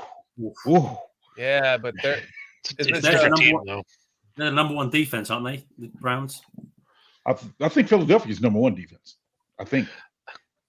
I mean, I'll be real. I hate this time of the year in the NFL. You have all these things where this guy's in the mix, and Mercury's in this retrograde, and if this marble falls off the table at a 35-degree angle, yeah. Let's be real. Come on. Yeah, but I do It's only believe going to get worse too. And if we can balls to my uncle, we can beat Detroit. We can beat the Cardinals, Falcons. Yeah. Green Bay. We need to fucking win that last game. I don't care what happens the rest of the season. We're just going to go to Lambeau and fucking smash them in the mouth and win that last game. I don't care whatever happens the rest of the season. Please, somebody, let's just. Can you imagine that? Just squeak into the playoffs by winning at Lambeau, and then Justin Fields says, "Fuck you, Getsy. I'm running my offense." You're not here anyway. He's got him, man. He's got to just tell him to just go away. do something. I don't care. He's got to be like in the hell. Be like, okay, blah blah blah. Okay, blah, blah, blah. And then ignore that. Yeah. Just be like, nope, guys, we're going with this. Anyway, yeah. I mean, just call that player. Yeah. I mean, honestly, like Getsy can go either re-gravel dirt or maybe wash a tree or something. I don't know. Anything's better than him, calling players. Have him go to New York and go be Aaron Rodgers' quarterback's coach for. I'm telling you, something got to change. Nathaniel Hackett may be on his way out. So you never know. DVD. Hey, McMahon called his own plays. That's what I'm saying. Like, just get in there and say, this guy. Sometimes you gotta on the sideline, wouldn't they? Yeah. Sometimes you got to piss off your coaches by doing the right thing. Yeah. I don't think he's there yet. It's kind of funny. I was having a conversation about this first pick, and everyone's talking about how if you have the first pick, you got to go for a quarterback and all this other crap. And it's like, and this is a little different because the first pick isn't technically ours. We weren't that bad to get the first overall pick. It's a whole nother team that we just lucked out to get their first round pick that they suck. So, I mean, getting the first overall pick isn't mutually exclusive to taking a quarterback either way. Right. And I don't know. And with Justin Fields is playing well enough to not lose his job. Yeah, he's playing fine. I mean, I would love to see a touchdown tonight, but it's whatever. I wish we could just make him happy. Well, by giving him a reason to be happy, because he doesn't look like he's happy here. Only thing I can say to Walt's point about him throwing a touchdown, hard to throw a touchdown if you don't throw the ball down the field. That's true. That's what I mean. I mean, it looked like he was trying like hell, but they were covering the receivers quite a bit. There was a couple open guys here and there, but they had our guys. Well, in the few plays that he actually got a chance to look downfield, they seemed like they were covered, obviously. But man, when I don't know. I don't know. It looked like they were trying to have plays that were developing too long, and they didn't have the time. Yeah. I mean, there was a good play with right before I think they kicked the first field goal or the second. I don't remember which one, but they ended up throwing a check down to Herbert, I think, or Roshan, and you just watch DJ Moore just slip through everyone and just walk into the end zone. And it's like it sucks because DJ Moore wasn't the read on that play. Yeah. Mm-hmm. No. I like DBD here saying, I love the NFL in 85. No radios in the helmets. A tight end ran in and brought in the play and would cringe when the QB would say, nope, I'm not doing that. No, those are the days before the internet. Yeah. I miss Foster being in here. Yeah. Hey, where are you, Foster? Get your ass in here. Yeah, what's going on with Foster, man? And Foster's Cliff, chilling yeah, in Cliff. bed. He's not feeling well. I know Let's go to he Cliff probably now. has some internet connection problems or something. I don't know. I know he's not at his normal spot, so maybe he's He's having in some Lapland with the elves. Yeah. He looked like he was in the nut house because everything was white in the background. But they probably told him. He's like laying in his bed on his phone. I know this play you're talking about, Cliff, and they showed it on TV where EQ was on the other side of the field open. Right. Can you imagine throwing that ball from where he was, though? Please don't. Yeah. Oh no. Yeah, Please that would have don't. been a Yeah. stupid play. Yeah. Yeah. Yeah, my wife was talking about it too. I was like, no, he wasn't. Hey, That's his Yeah, arm. they were only showing him, weren't they? There's a very close up of EQ, and he was on the sideline. And if he's, it's all very well to say he's open, but actually, is it? But he's not is it a makeable throw? Can it even, Right. when everything's moving that way? And right, yeah, I don't know. By I the mean, time I know that- he makes some good throws across his body and stuff, but By the time he's even winding up for that, they know he's going that direction, and everyone's already running there. It's yeah. And I think that's also too the whole Fields holds onto the ball. It's not that he just physically holds onto the ball. He's letting plays develop and seeing where they go. Because if you just throw the ball out willy nilly, like say some people, you're going to end up getting picked. And we saw that with Tyson Bagent a few times where he got the ball out quick. That's fine, but he didn't let the play develop enough to where he would have seen this or guy it coming overdeveloped. Yeah. Or you're throwing it for a 5-yard pass when you got third down and 15 to go. So you're throwing it out quick to the 5-yard and you'll never get the first down. So yeah, sometimes you got to wait till a play develop a little bit more to try to get the ball out.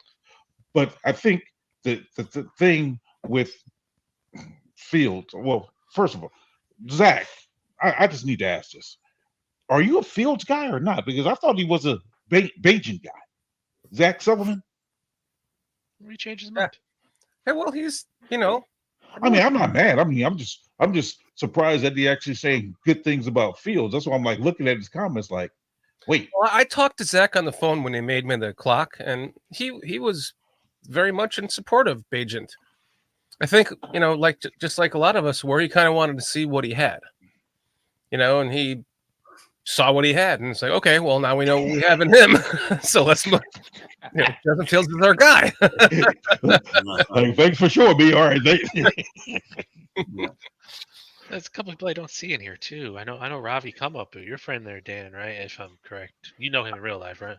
Ravi, no, do not know. Ravi. I thought you did. No, maybe I'm confusing him with somebody else. But I know he was in a chat earlier today, just ragging on Justin Fields, and I was waiting for him to come in because he shows up sometimes.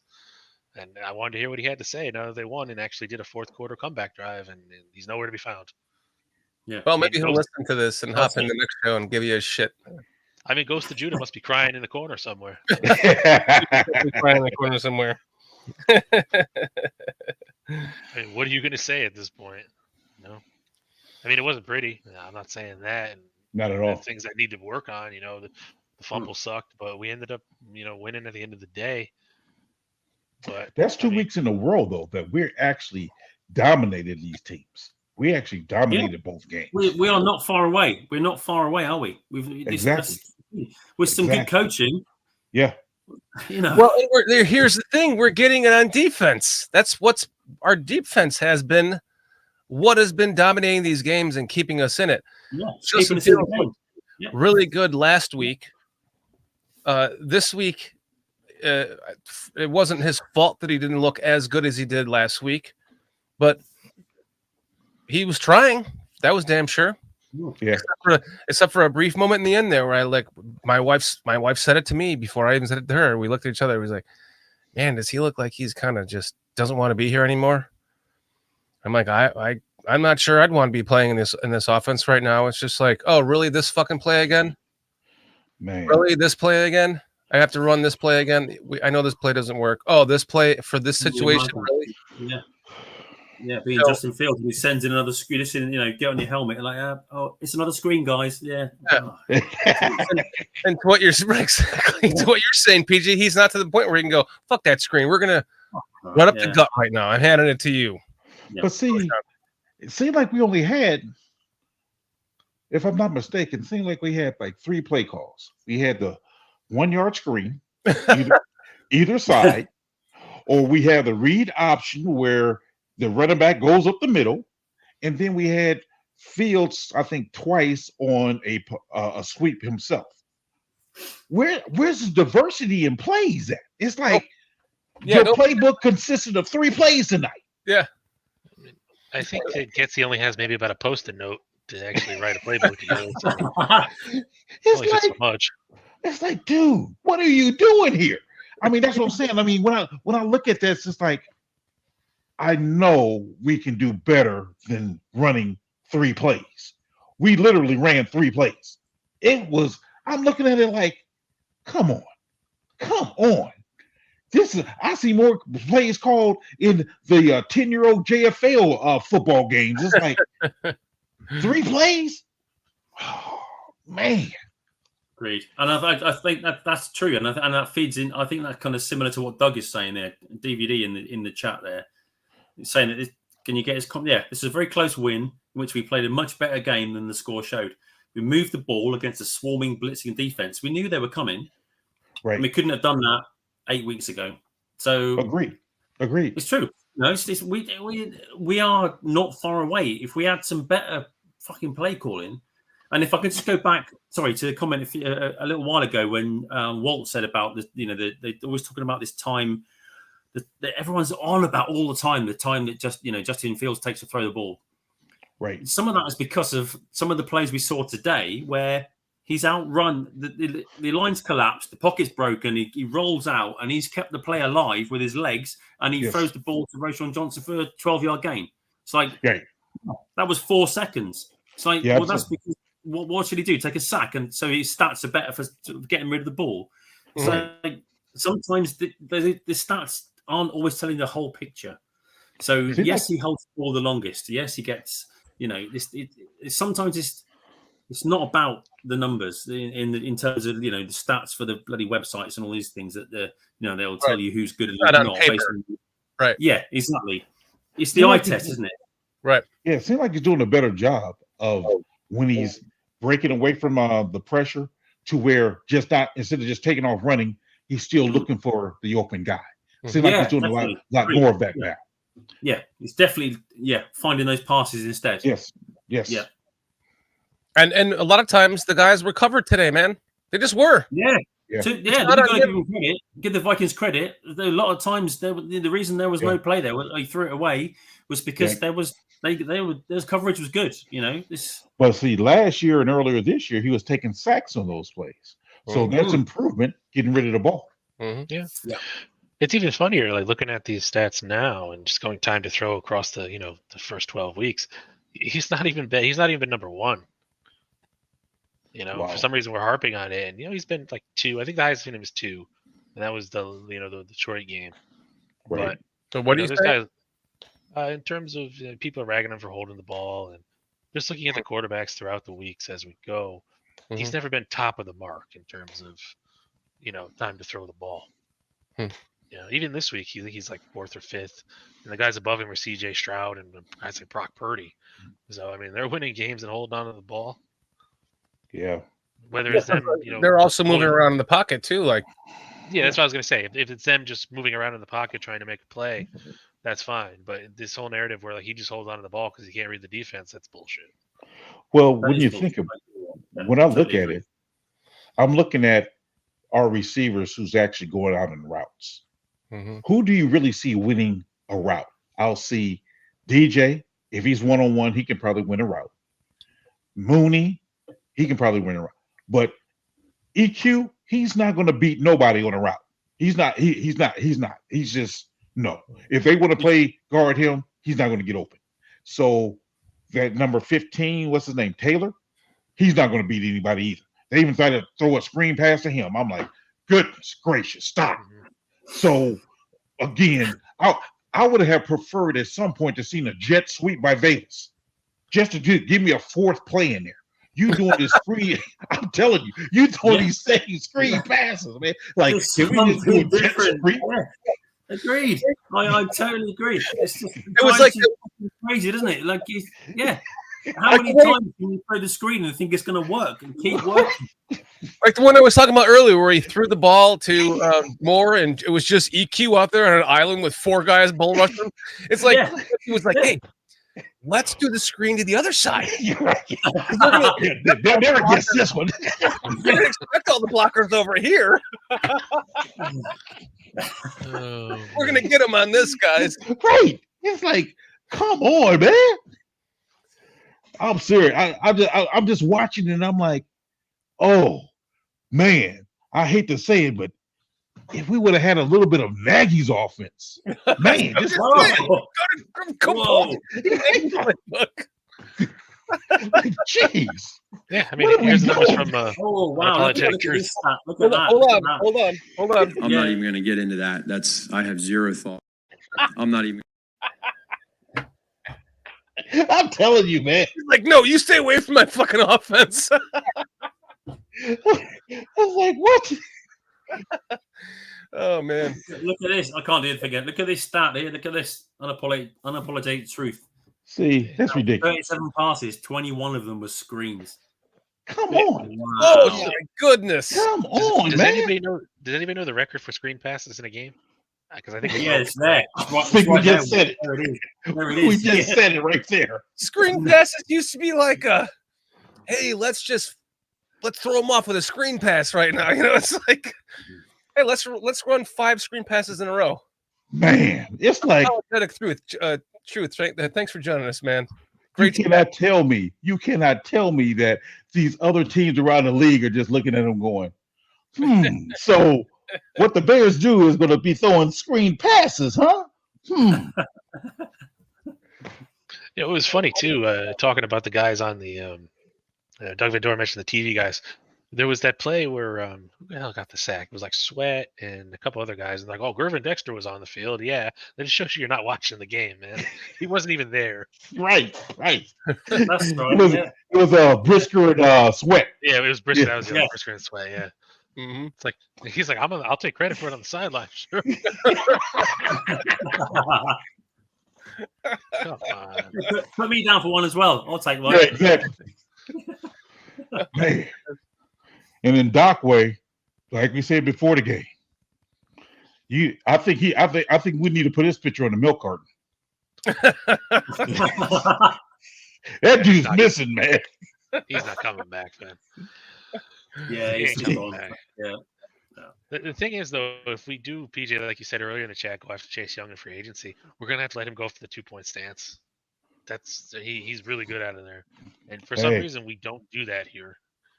Hey, at this point, I'm willing to do that too, because I'm telling you, what we getting out of that other defensive end, to Walker's credit, Walker's doing a lot better. Walker, he's playing a lot better, but yeah, we need another defensive end, because can you imagine if we got another defensive end along with Sweat?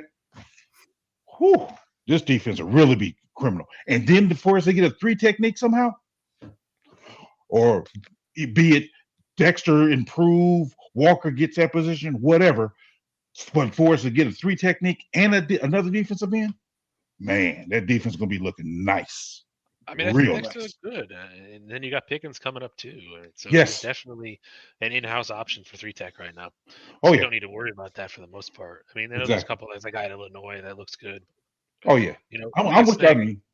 Yeah, we can snag a guy like Jared Verse. I mean, did you see him in Florida?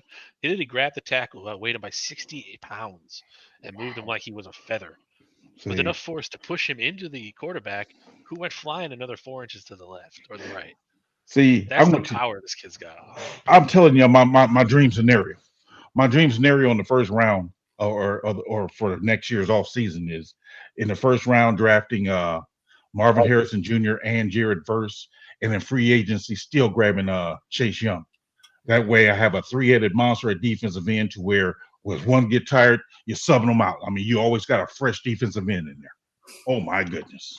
And then the rookie can play behind Chase Young. Yeah. That's what I'm saying. Jared Verse can play behind Chase Young and Sweat to where whether Sweat or Chase get tired, throw in the rookie and keep that pressure going. Mm-hmm. We're seeing Dexter start to play his ass off. Ravi's here, man. Ravi, good to see you, Ravi.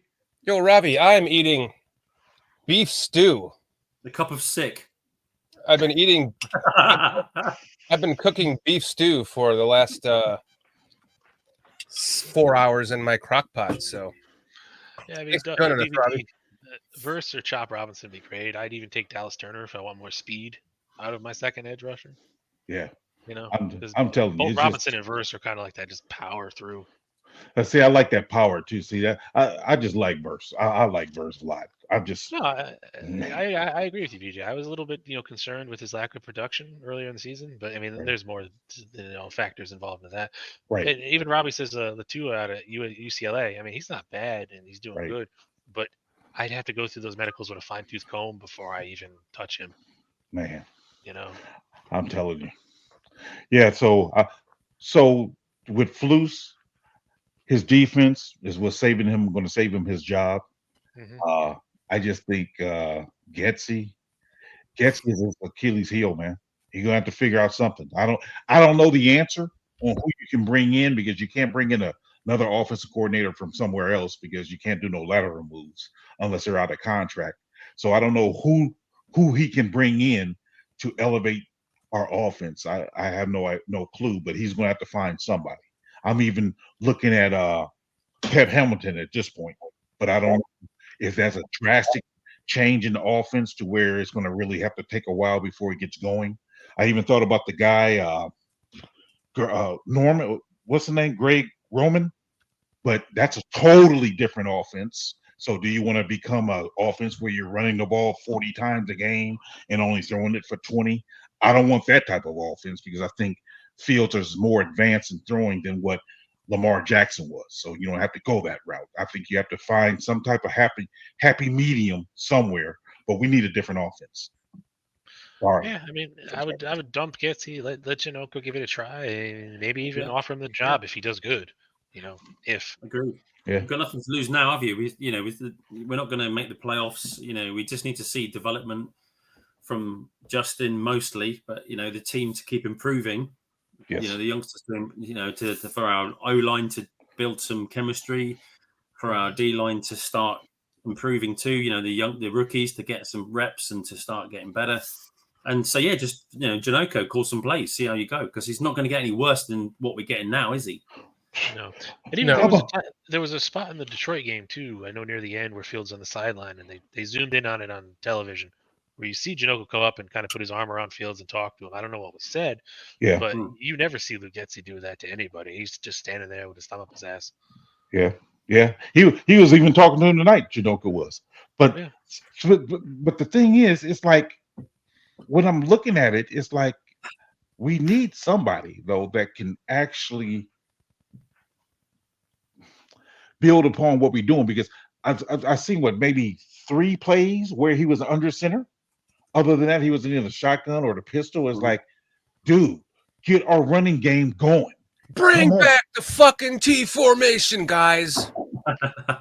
Do something. You just the I formation, man. You got Kari Blasting game. Nothing. No. In a game like this, when we know we're going against a blitz-heavy team, and you want to be cute in a way that people don't expect you to be cute, just pull the old T formation out of your bag of hats. Put in Blazing Game and Roshan Johnson and Khalil Herbert in the backfield. Justin Fields is your extra 4th running back that they didn't have back in the days when the T formation was being run. And let's pound this shit down their throats, guys. It's not that difficult. It doesn't have to be your main offense, but change it up. If you really want to confuse them, I'm telling you, Bring back the T formation. Let me address Mr. Mayhem real quick. If I'm not mistaken, Jim Caldwell is now the offensive coordinator in Carolina now that McCown and those guys got fired, if I'm not mistaken. Because I've seen something where I think he was a senior assistant. Now he's probably got the role of offensive coordinator. I mean, you can double check me, of course, but I think that's where he's at now, Jim Caldwell.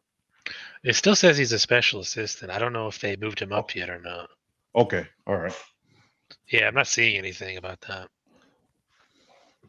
So don't know. Yeah. But to make it easier on field, I think we have to have somebody that's probably familiar with, coming from that Shanahan tree where Getsy supposedly came from, to have that easier transition as far as similar offense to where you ain't got to learn something all new, similar in language. You just need a better play caller within that offense. Yeah. Right. Yeah, I agree, PJ. That's definitely. We need someone. We can't wipe the board now, can we? We can't do it. We're too far into this rebuild. We're too far into Justin Fields. Exactly. We've got to just have someone who can come in and just run this thing properly. Correct. Definitely. Yeah. I mean, player gets you to set the point because you can. It's not the head coach. Promote Janoku. Say, here's the playbook. You try to do what you can. Yeah, and for God's sake, do something different. For fuck's sake, don't just run screens. Oh, by the way, take the screens and throw them in the fucking dumpster and let it on fire because we're done with these screens. Or you're allowed 2 a game. Maybe that. Just give them 2 screens per game. As well as 2 quarterback runs. As well as 2 design quarterback runs, because on that one run that Justin had, I thought he got knocked out the game. Yeah. That guy rocked him. He rocked him good. I was like, whoa. Oh, yeah, he got hit, didn't he? Yeah. He got rocked good. I was like, ooh. The second hit, wasn't it? It was the one, the guy tackled him and then the other guy came in and just really smacked him. Yeah. I was scared there. I ain't gonna lie to you. I was scared on that one. I was like, uh-oh. I'm surprised there was no flag, considering, the last drive before you called a flag on Dexter. Yeah, hit him in the head, too. I was like, whoa. I thought we were trying to protect people now. Supposedly, that's what the NFL's talking about, player safety and all this other garbage. Yeah, that one scared me. I ain't gonna lie to you. That one scared me. I was like, whoa. Me too. I don't know. Yeah. I mean, the officiating was it's average. It was on par for the Bears, seemingly. Yeah. I mean, the thing is, I don't see much. I don't watch many other teams, to be honest, because I watch your podcasts, I watch Swifty, I watch Just Another Year, I watch the games. I can't, spend all my life watching football, so I don't really watch many other teams, and but I do feel like we don't really get much from the officials. I just, I even guess, at home. Even at home, we don't. Yeah, the thing is, these teams they're not full-time referees, which is a problem. Right. And you have no consistency across the teams of referees themselves. So right. You watch it. It doesn't matter if you're home or away. It's just whatever team is assigned to this. And they'll have the little quirks, which shouldn't be a thing, honestly. Whoever thought of that, whoever thought that was okay is an idiot. Yeah, these guys need to be making $1 million a year each. For $1 million a year, I'll go be a referee. Let's say $500,000 a year. For $500,000 a year, I'll go be a referee. What are you talking about? So make them quit their day jobs, right? And then and study the game, become an NFL referee. Well, I think I don't know if they're doing this or not, but because I know generally these guys living all over the country, then they fly in to go do their particular game. So you have to do, at least I would think, have daily training sessions or reviewing film together and say, hey, these are the things we need to work on, these type of things. You ought to do that during the whole week before your game, because just I don't know how much contact they have, but just flying in and, hey man, haven't seen you since last week, hey man, how you been, and you don't ever review the tape or whatever you're doing. I mean, have some type of training and Zoom calls where y'all can watch it together and say, hey, this is what we need to clear, we need to do a better job making this call. Some type of thing needs to be going on, because I know that a group of referee or whatever crew is together that whole year. Right. So like us four, we'll be a part of that crew and we're together that whole year. Is that how they do it? Is it? Okay. Yes. So no matter where we go, we're all going together. Same team all the time. Yeah. Yeah, and then only thing that's different, I think, is in the playoffs or the Super Bowl. That's when they get the best, the guys who rated the best. Now they interchange them. Like if Jason, you're the best out of our group, you rated the group the best, they take you, they take somebody else from another crew, and then put them together for the first time to do the playoff game or the Super Bowl. And it's like, okay, they never worked together. Now you got them work together on this big game. What's that? So yeah, I get it. The thing, what I would say, so we did this over here with there was a big thing like the last few years with soccer, is that they got the Premier League, you know, the top football league here. They made them professional referees, and it hasn't really improved the situation much, to be honest. Oh, wow. It really hasn't. So, Wow. and especially now they've got the video referee thing as well. They've added like video replays to make decisions, and that has created a whole world of problems. People are fucking bitching about it all the time, about what it's creating in delays of the game, or getting decisions wrong or right, or undermining the referees on the field. So I don't know what the answer is, but I know that we've got professional referees in the top level of soccer here, and it hasn't really improved much, to be honest. Well, my wife said it at the time during the game after the Gordon bullshit. She was like, "Well, why don't they allow one review for a foul or a personal foul, or whatever the hell it might be?" I think they're afraid of one a game.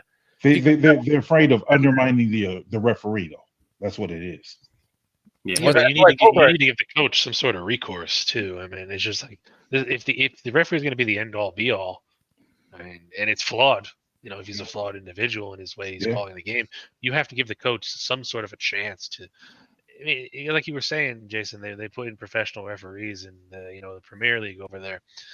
I mean, at the same time, yes, you could put professional referees in here, but you also have to have other, like a tier of options. So you have the referee who's the professional.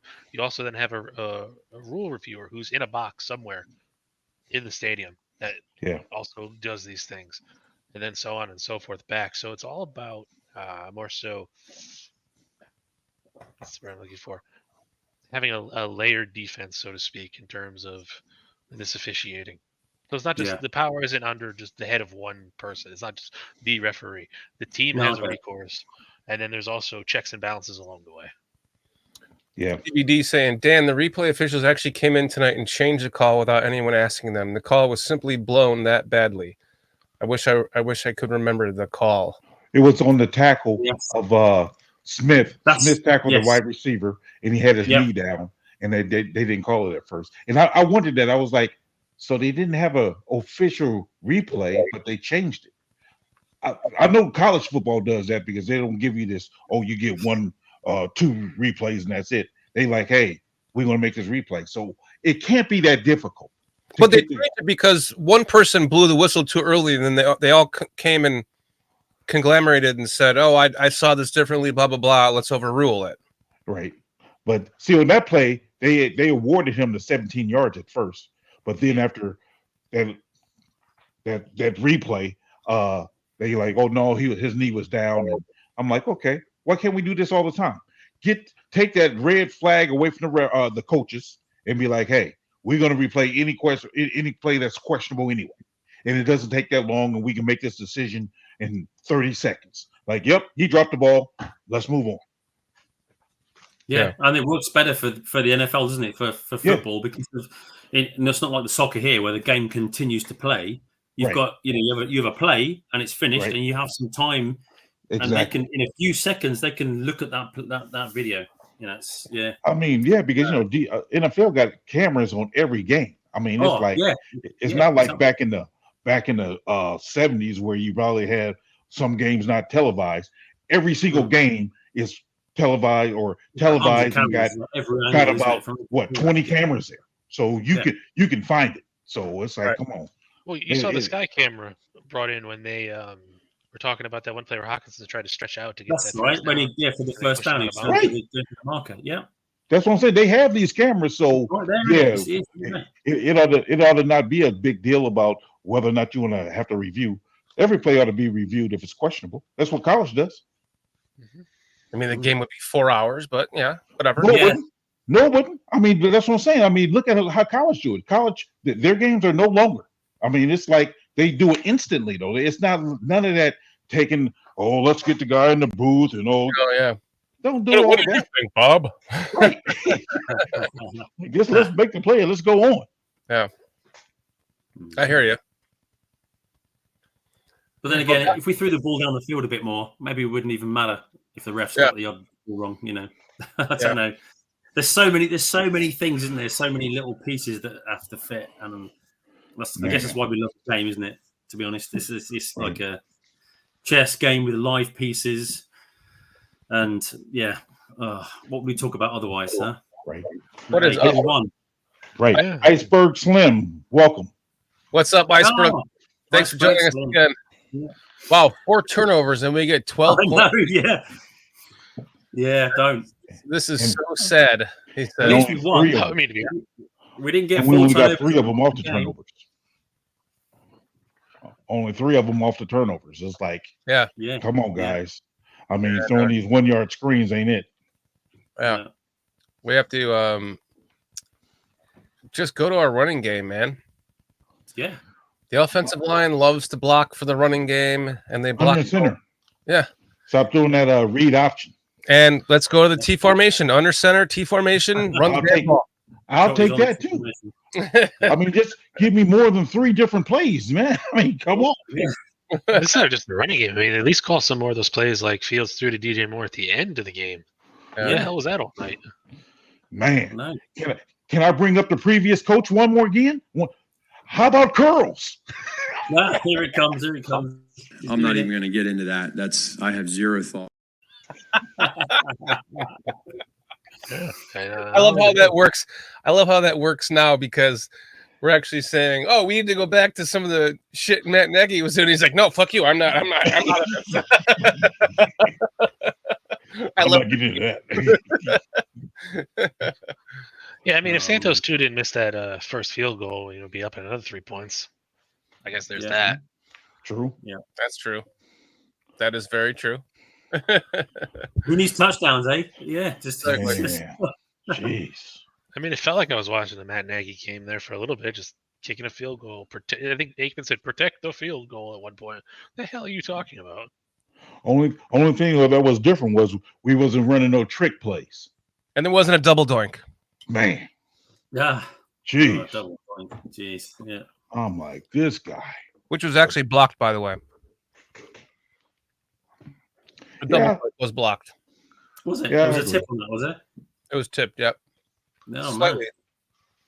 Without being tipped, it would have been good. So I blame it on the tip. Could have, would have, should have. To Zach Sullivan's point, yes, Fields finally shown this year to his critics that he can lead us on a game-winning drive. So yes, he did do that. So people are gonna complain that he didn't spread the ball around enough, but who cares? And when I say finally, I don't mean I mean finally he was awarded one. Like he's had plenty of them that never happened. Right. Yeah. Right. Finally fucking got one that he's earned so many that were ripped off from him. Yeah, because it's down to other people as well, isn't it? Like I said earlier, it's the last season, the game where Claypool, the pass interference wasn't called. The next play, he puts it in the chest of that Dante Pettis and he drops it. It's like in his hands and he just drops it. And it's on Fields. He's done driving it. the ball down the field against the Vikings, and Smith It's not just on him, is it? It's not just him. Yeah. Did you guys notice whether or not Scott dressed tonight? Yeah, as far as I know, I saw him on the field. Scott? Yeah, I saw him on a play where Fields was scrambling. They showed the 22 field view. Because I don't remember seeing them. That's why because I remember seeing Bayless, but I don't remember seeing Scott. At least I think it was 13 I saw it there. Because I've seen 15. They tried to throw 50. Well, he was a punt returner, but I don't remember seeing Scott. I'm not saying he wasn't there. I don't remember seeing him. That's why I was asking. I don't know. Iceberg is saying, Walt, nice sweater. Yeah, it is nice. Comfortable, too. KE earlier said to you, PJ, that he just bought the same sweatshirt you're wearing. Yeah. Iceberg, what do you think about my Rashaan Salam jersey, my man? It's lucky 31. This is I've worn this twice this year, both wins. I'm wearing it the rest of the season. Let's see what happens. I hope you wash it. That's all I'm saying. I just hope you wash it. Oh, really? You can't wash it though, can you? That's the whole point, isn't it? The superstition. You can't wash it out. You've got to leave it. If I wear it for 3 hours, why do I have to wash it? Yeah, exactly. It's fine. Give it a You don't start sweating when you start cheating for the Bears. Yeah, that's fine. You know. I don't know. I'm not sweating in a 62-degree house watching a Bears game with 2 shirts on underneath this. Wait a minute. You have your temperature set to 62? 65 actually, but close enough. Jeez. Yeah. My wife put it to 62 last night. I woke up shivering. I had to turn it up to 65. Ooh, heat wave. Ooh. It's not just sweat there, Shorty. You got to worry about microscopic sin cells falling off your body onto there. Dirt and grime. And... yeah. It's a little thing you don't see. Getting skin particles and my beard hairs are falling off into there, and I'm it's landing on the surface of my jersey. I must wash it. Man, you don't know what kind of bacteria is on there. If I wash this jersey and we lose, it's going to be your fault, both of you. So I'm not washing it. I'm going to make it my fault. Do not wash that shirt, Shorty. You can't. I'm not washing it, Jason. Good. That shirt's going to be standing up by itself by the end of the season. I'm not going to have pull it out of the closet stiff. I'm not going to have you guys be the losers. Yeah. You guys aren't going to be the reason why we lose because of this jersey. It's going to be me, okay? Exactly. Hey, we're going to finish this season 9-8. Oof. Wait, Slim. Check out the back of this. Even if we finish 6 and whatever, Bro, I mean, that's double your wins. Old school Iceberg. This is obviously it's from the mid 90s. Back when they were like $20 at the sporting goods store. It wasn't $20, buddy. Back in the 90s, yeah, it was. It was like $49.99. No, it was like $23. This is cheap as hell. Look, can you see? You can see the holes. You know what I'm saying? Cliff here, man. Let's compare Shorty's jersey against Foster's beard end of season. Look, which one has more bacteria? Is that what you're saying? What on earth is this? I'm just reading some fool's X post here about how he's like, oh, I want Dawan Jones and Antoine Harrison over Darnell Wright. Some stupid one-on-one win rate crap. Oh, fuck off. Where is he at? Here, Antoine Harrison. He's on the Jaguars. Oh, okay. Hold on. I want to say one last thing about the jersey thing, which is to what you said, Jason. My jersey, it's going back in the chest after I wear it tonight. Unlike Foster's beard is going to get smoked on another 2.5 packs tonight. Are you like spray some breeze on it or something at least? Making his mustache even more yellow. Some of his sandwiches, like his lunch, will be in there. You know, like just collecting stuff in there. He's got nicotine beard and a bird nest. Febreze. Foster's going to be Febrezing his beard.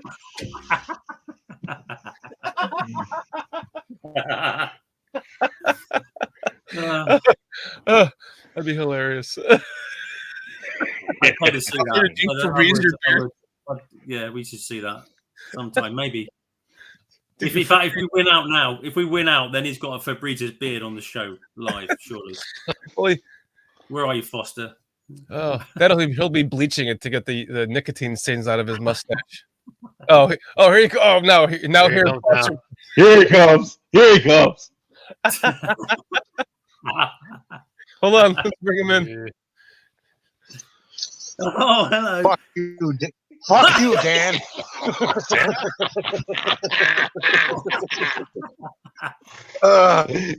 I've been listening to every word you said. Damn it! I don't know where you get this. I don't know where you get this idea about my mustache or my beard getting yellow. I'm opening up a pack of Luckies as I say that. We gotta go to the main screen. Wait, which one? Yeah, get him on. That's smart. There we go.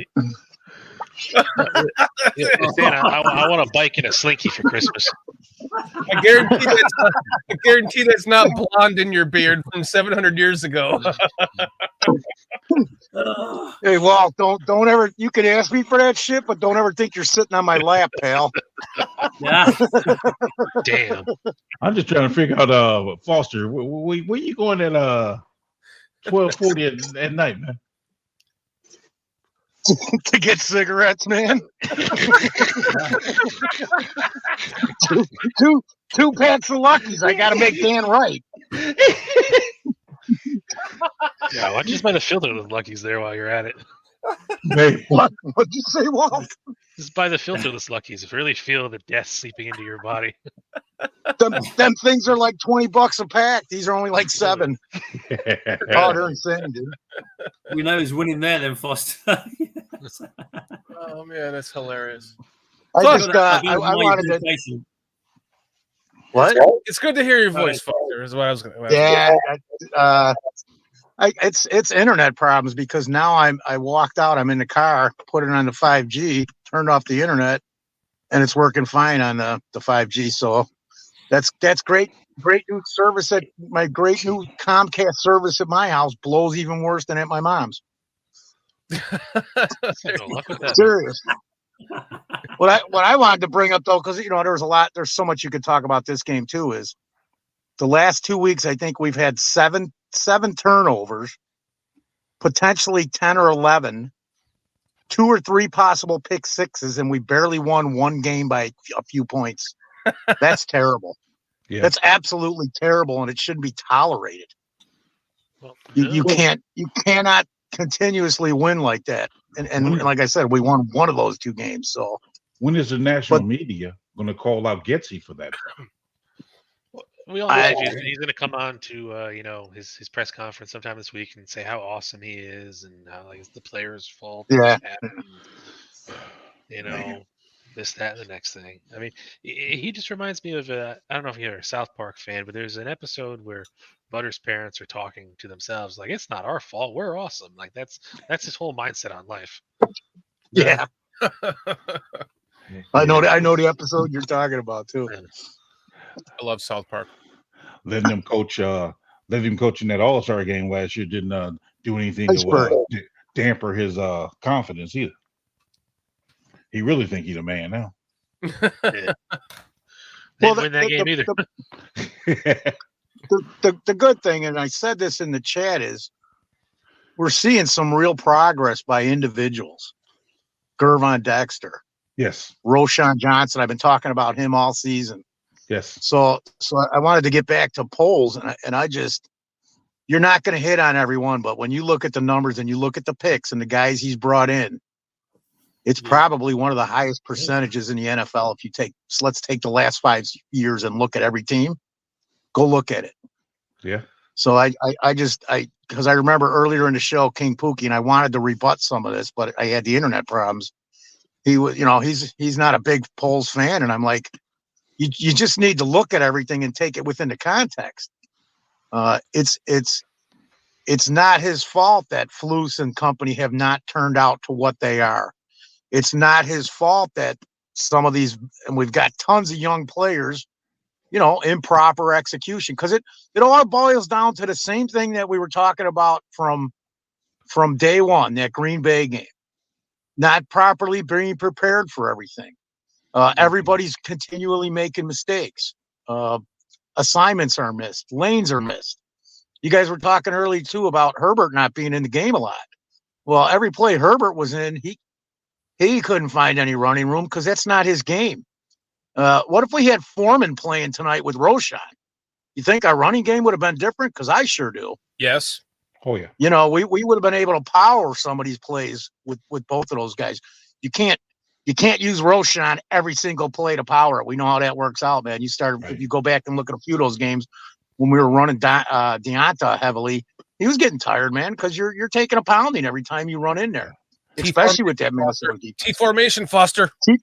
Oh, you know what? When we ran everything out of the T, dude, and we had like 112 plays off of that formation, and a lot of them were passing plays because you used the running backs came out. Two of the running backs came out of the backfield, and they were called quote flankers. Johnny Morris.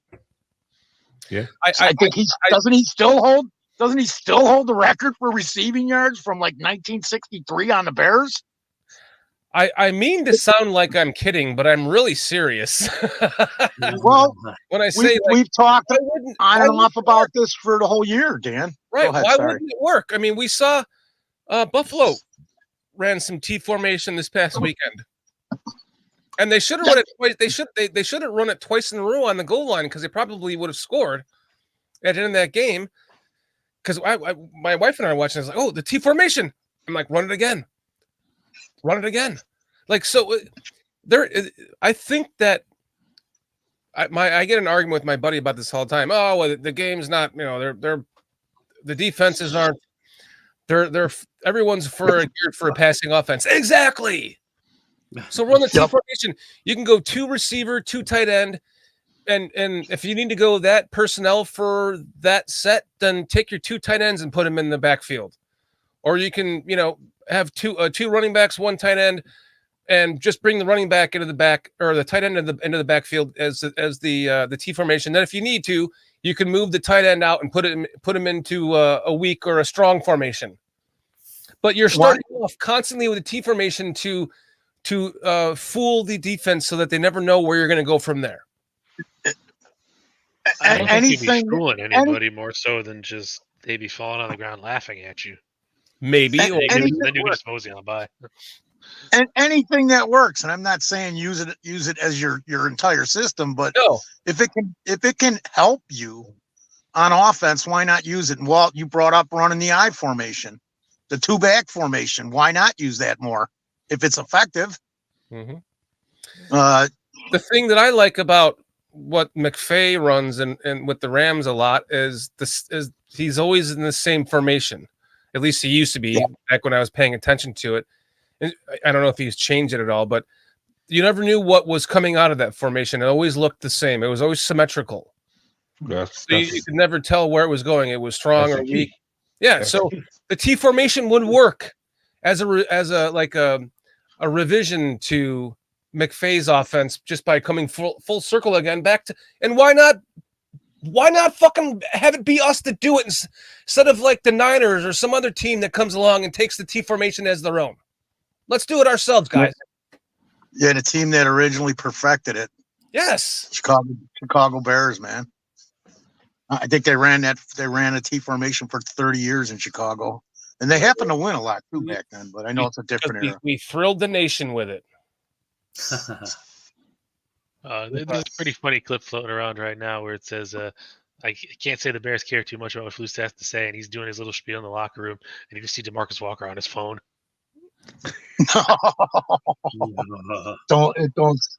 That's he's losing his end of the offensive guys in that locker room.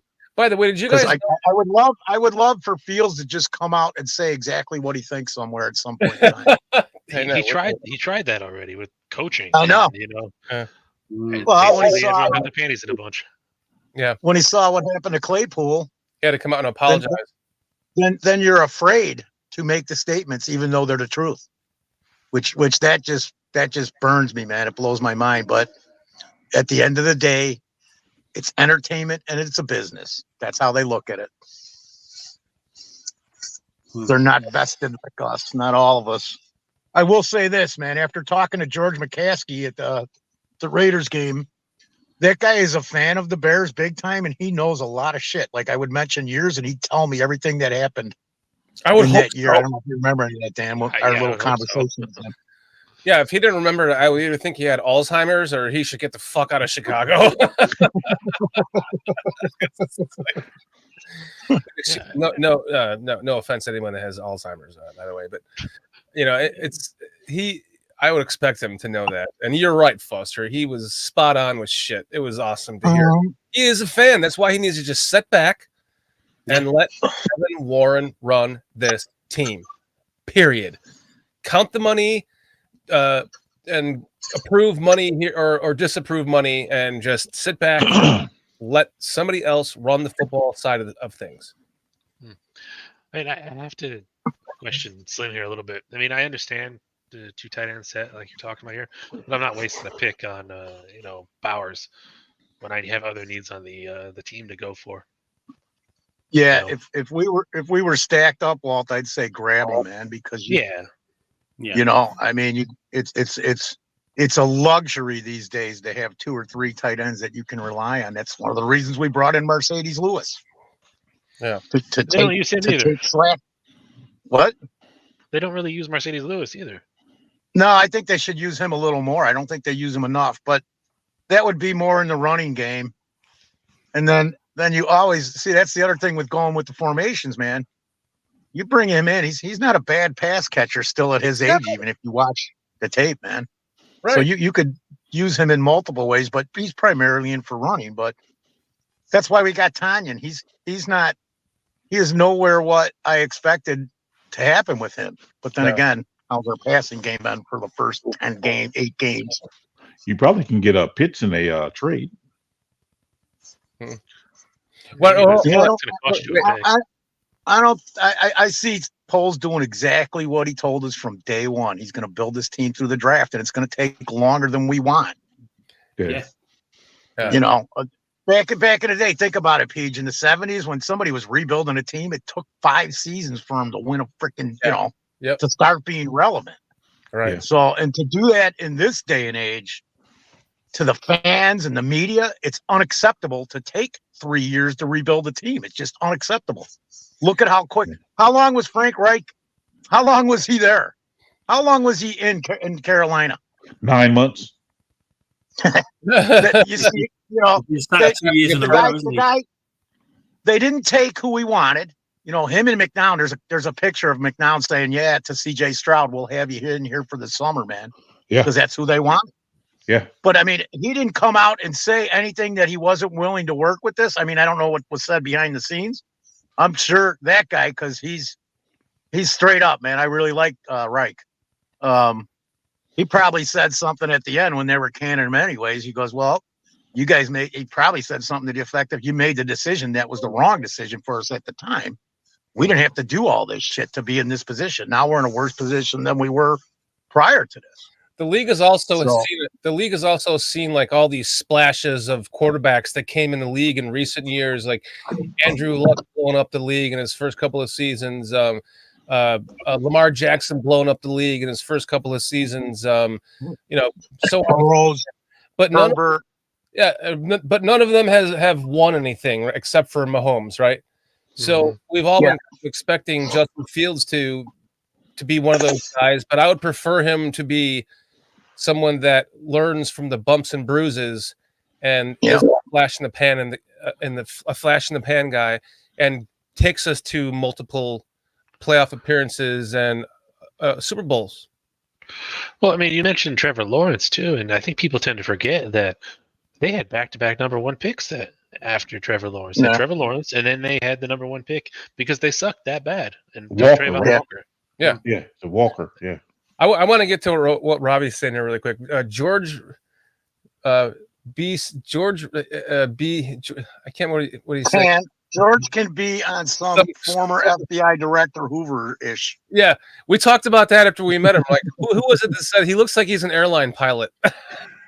You boss or somebody said that after we met him. This is your captain. No. Yeah.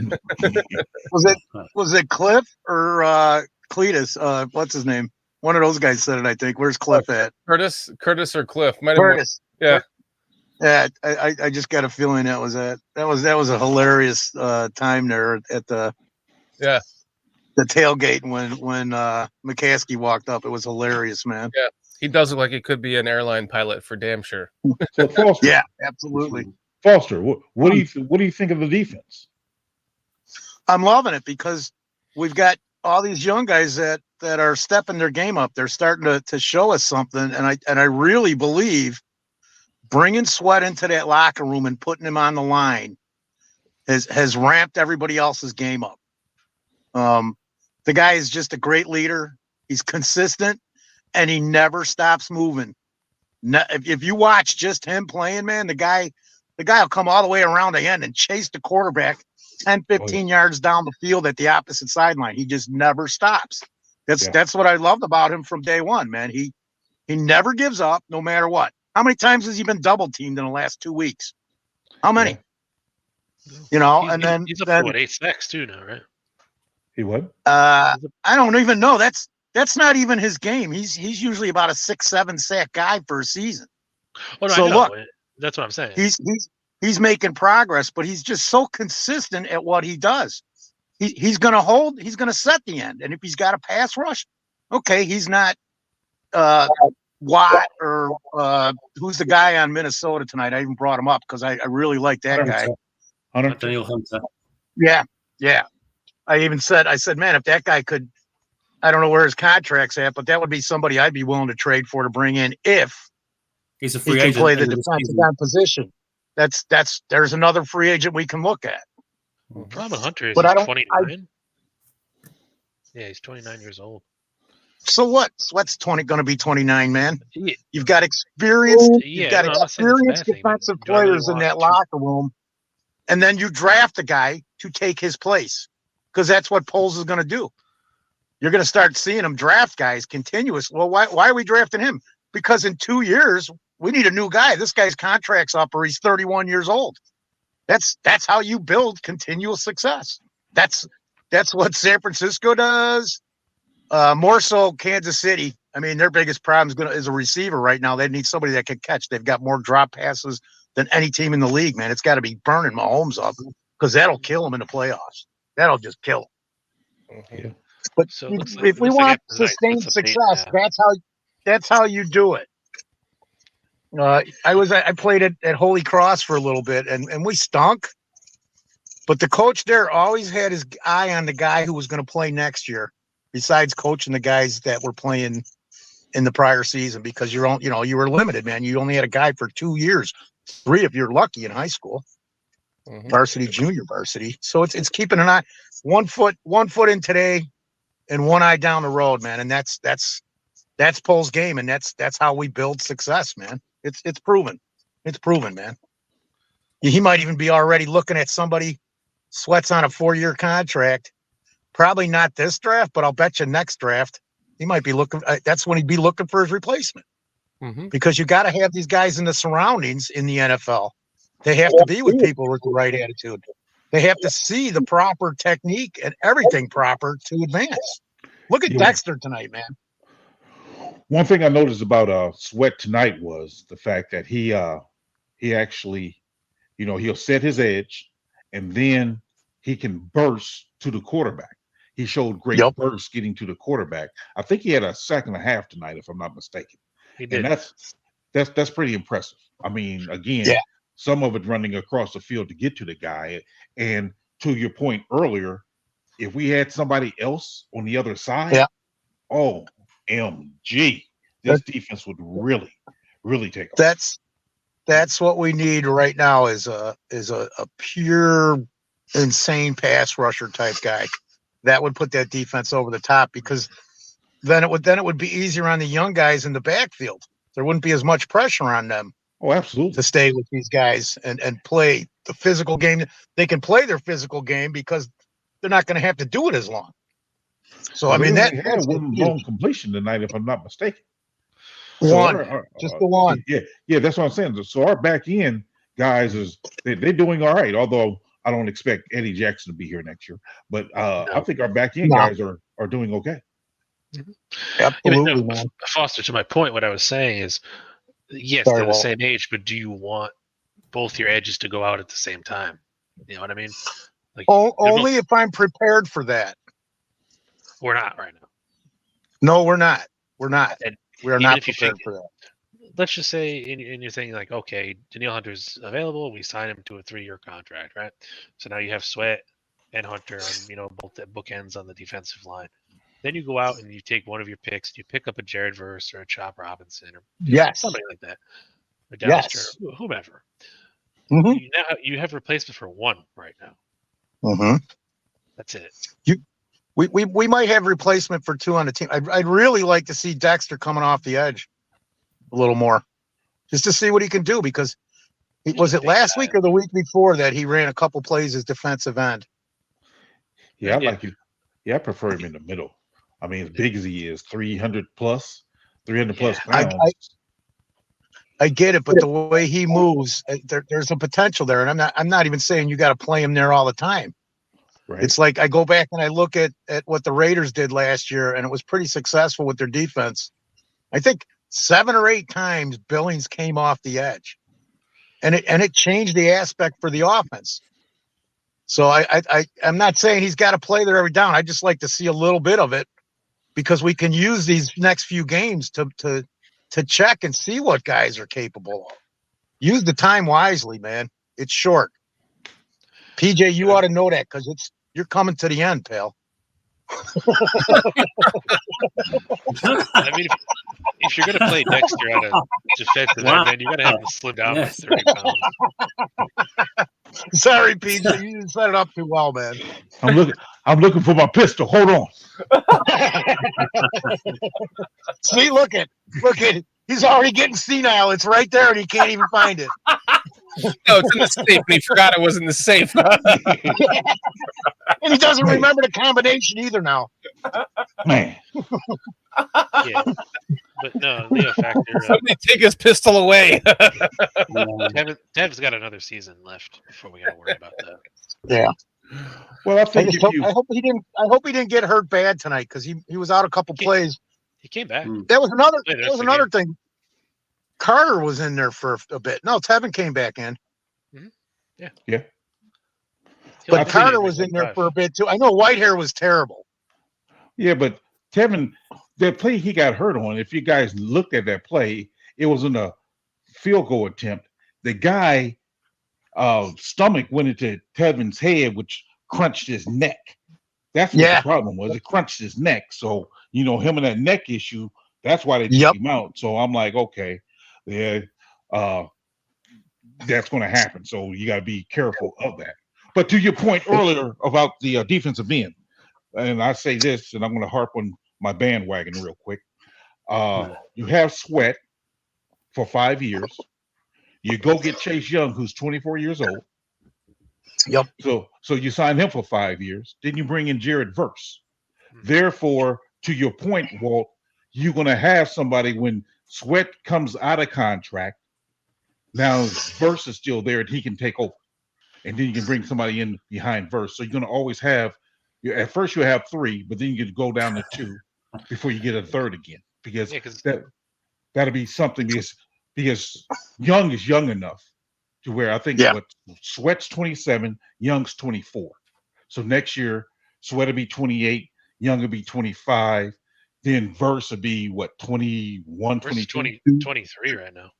Verse is? Oh wow. Jeez. Yeah, so he'd be 27, 28 around the end of Sweat's contract. Yes. So he'd be coming into his prime. He just turned 27 too, by the way. And then he'd be coming into his prime. And then you draft another guy the next year or the year after. You find that next guy. That's all. It's sustainable. It's got to be worked out the right way. Everything we're talking about is great because we've got multiple options to do this with. Go ahead, man. I mean, if you want to move a defensive tackle, defensive end, I'd say move Zach Pickens if you're going to move anybody. Him too. I'm not even saying to move him. I'm saying I would like to use this time to see what the guys that I have in place are capable of. Because if, say, God forbid, Sweat goes down and whoever else we got gets hurt, what are you going to do then? Just, it used to be where a guy did one job at a place, wherever you're working. A guy did his one job and he did it well and he learned it well. Mm-hmm. Today, in this day and age, they want people who can do multiple jobs well. And you got to adapt with that. I mean, I'd want to see that in the NFL because you do see it. What about finding the next? Who's the guy on man? Who's the guy on Dallas? The pass rusher. Parsons. Yeah. Oh, the one who's not huge. Yeah. Micah Parsons. Yeah. Parsons, right. Somebody like that is who I'd kind of be looking for too. And I'm not saying to pick him up. There's a couple guys in the draft, but they're not there, man. They're not there. The potential's there, and you could get them in a later round. So it's doing some developmental. I wish we still had Bell on the team, man. I know he's inside interior line, but you can never have enough of these guys. We've been fortunate there on the interior defensive line, because who's gotten hurt this year on the interior defensive line? True. Yeah. I think We've been fortunate. my ideal world would be Sweat, Young, Verse, and I bring back Travis Gibson as my fourth defensive end. Yeah, but isn't his contract multiple years with Tennessee? I thought he just one year. I don't know. Yeah, I think it is. I think it is 1 year deal, dude. I mean, it's fine. I mean, he didn't do anything anyways, so. That's what I'm saying. As a fourth defensive end, and you have somebody else who's taking on the brunt of the pass rush, you bring him in there. I think he'd be fine spot duty. He's fine. He's got some experience, and we thought it. You know, that rookie year, we thought he was going to maybe be one of the guys for this team going forward. Yeah. And he was originally in a 4-3. Then he started playing the 3-4. What are they running in Tennessee? A 3-4, right? Yep. Well, you know, yeah. I believe so. So it's adapting back. I don't know. I'm not saying I wouldn't, Peach. I'd have to look at that, because you got to look at everything. Mm-hmm. But I just wouldn't see that as likely. It just, you know, I still think Poles is going to just find his guys, man, because that's another sign too. When guys that you draft are getting poached off your practice squad in their rookie seasons, that's a sign. That tells me, okay, this guy's, look at, somebody just took a guy we drafted in the 6th round or the 5th round. Yeah. Yeah. And he may not be playing every day, but he's like, let's go to Zach Thomas. He's not a starter. Right. But it wouldn't surprise me the next time there's a contract issue with one of those guys on that line where he's at. They're going to have a guy that's going to be ready to fill in, man. I don't know. He's got 150, 200 snaps this year. That's probably going to expand. It's not like they released him or stuck him on the practice squad. They've kept him this whole season on the active roster. That's something else you got to consider too. Looking at our offensive line, that we brought back Kramer for our practice squad, so he may be in the mix for center next year. Very possible. Mm-hmm. Very possible, because now he's familiar with these guys in the locker room. He spent time with them. He's practiced with them on the field. He has some time in with all these guys that are going to be on that line next year. So it wouldn't surprise me, man. It wouldn't surprise me. We all say for last year and this year, we got to get a center. Got to get a center. We don't. I'm even looking at some edges for you right now in terms of just like sacks per game. There's only, I think, 6 guys in the entire college football, setting that have over a sack per game, and 2 of them are just Leteyu and Johan Ellis out of Utah. They're the only 2 guys I go with. I mean, you can maybe take a flyer later on with Muhammad Kamara out of Colorado State. Yeah. But I don't know. I'm even looking at Dallas Turner's got 8. There's definitely a lot of guys there. There's those 2 guys I mentioned. There's Turner. There's Verse. There's Chop Robinson. There's the guy Princely out of Florida. Yeah, Olomanov, whatever his name is. Yeah, whatever the hell his name is. He's up there too. I got him on the at the lower end of that. And even I'm a big fan of Verse and Chop Robinson. I think you guys mentioned both of those guys. I'll take either one of those guys in this draft. You keep looking either at one of them. True. I mean, he's a little slow and big. That's another guy. But... Mm-hmm. I was talking with me and Shorty were talking about him when we were in Indianapolis. We started talking some draft. We were talking about Braylon Trice, because that's a name not being mentioned as much as a couple of the other guys. I mean, he's up there, but you mean Swifty, right? Yeah, Swifty. You said Shorty. Yeah. What you, Scrody Fitz. The Scrody Fitz. Hold on a second, guys. Look at the sun coming up behind Jason. Dang. Oh, wow. Yeah, 10 past 7 in the morning, man. That's what happened. That's what happens when people talk to you, PJ. Yeah. Yeah. It's all your. It's time to crack another beer, huh, Jace? Yeah, I'm a bit dry, man. I should go and get another. I'm taking my ball and going home. He's like, Jason's like, I already called in for work. I already called in sick today. I don't work. I heard you say that. Okay. Oh, excellent. Get your ass back I here. heard you say that. I'm not. At least I don't have to work today. Good call, man. You could be on one of those commercials. Was it the right call? Yes, it was. So what are the plans? You're gonna have some tea and crumpets and just continue your day. Or you're gonna go pass out. I'll probably go and have a little bit of sleep. I won't. I can't. I've done it before. When on these late night things, I can't lay in all morning. So I'll end up just waking up. I'll get a couple of hours and then just get up and be a bit of a zombie all day. But no, I'll function. I'll carry on. Just Well, muddle on regardless. You have very little chances to do this, right? You've said before. Yeah. So this is awesome that you got to come on and hang out with us pre-game, post-game for tonight. Yeah, it's amazing, man. This is brilliant. Yes, awesome. Well, Zach wants to know what type of beer you're drinking over there, Jason. Zach wants to know what type of beer you're drinking over there. This one. No. Oh God, no! Don't drink that fucking piss. It's like, it is. It's terrible, man. I can't stand it either. This is Cobra. It's like in lager, which is really nice. But I've been drinking IPA the rest of the evening before that. I've run out of IPA, so I'm drinking some Cobra lager. But yeah, and some water as well. But no, I'm good. There's only 17 games, and the thing is, because I said to you before. Sorry, I'll take over the chat now. It was. When it wasn't I got a Game Pass now. I bought the NFL Game Pass this season, so I get to watch every game. But before that, the only time I would see the Bears, because they're not they don't seem to like them over here. On the satellite TV, they'd always show the 49ers and the Chiefs and the fucking Buccaneers, and it'd be the same teams all the time. So the only time I'd see them was on prime time. So whenever it's like Sunday night football, Monday night, Thursday night, so I would just have to stay up. I thought they're on live. I'm gonna have to watch them. I can't just not see it. So I would just put up with it. I just do it. And the only day that I work that matters is I work Fridays. I do Wednesday, Friday, and Saturday. So it's Thursday night football. When they're on Thursday night, that's the killer for me because I have to get up and go to work on Friday morning. But Sunday and Monday, it's fine. I'm good. I can just lay about and not do much. Awesome. But now I bought the Game Pass, so now I just watch every game regardless. There's only 17 games. Screw it. But yeah, sun's coming out. Good morning, everyone. It's about to start coming up for me too. Cheers, calm down there, Shorty. Jeez, it's only 2 o'clock there. Yeah, it's only 2 o'clock, man. Calm down. It's only 2. You got some hours to go yet. It's only 7:15. But yeah, just to go back to the chat that someone you was talking about earlier with the edges and stuff, is that Zach mentioned just a little earlier about Brian Burns as a free agent this coming season. Yeah, he is. I think he's going to cost a lot of money, though. Yeah, he will. I'd be surprised if Carolina doesn't tag him. Yeah.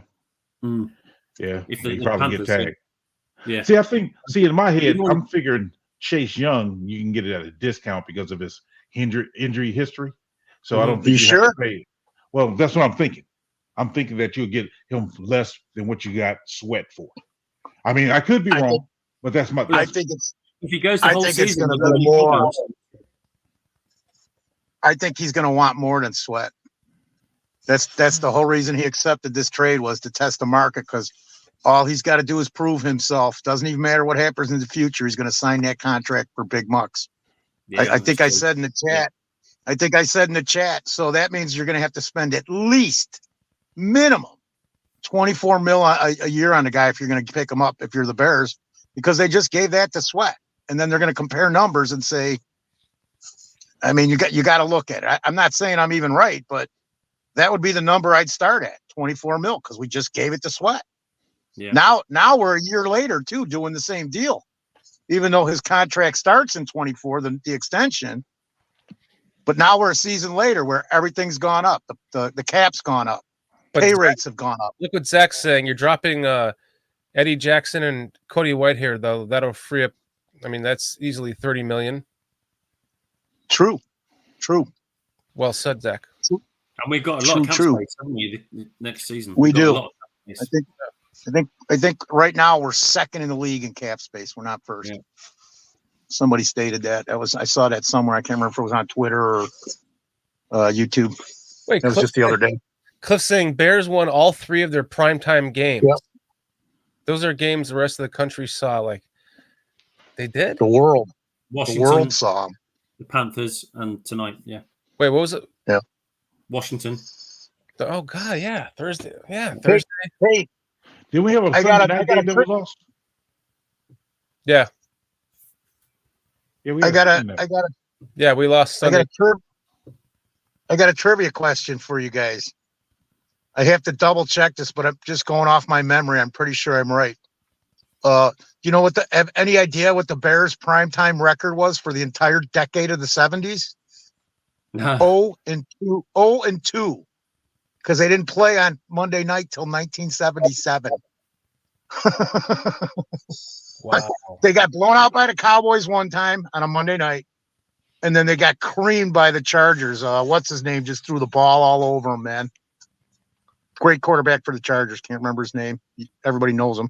Dan Fouts. Should know him. There you go. That's the guy. No, Fouts. 70s, Peach.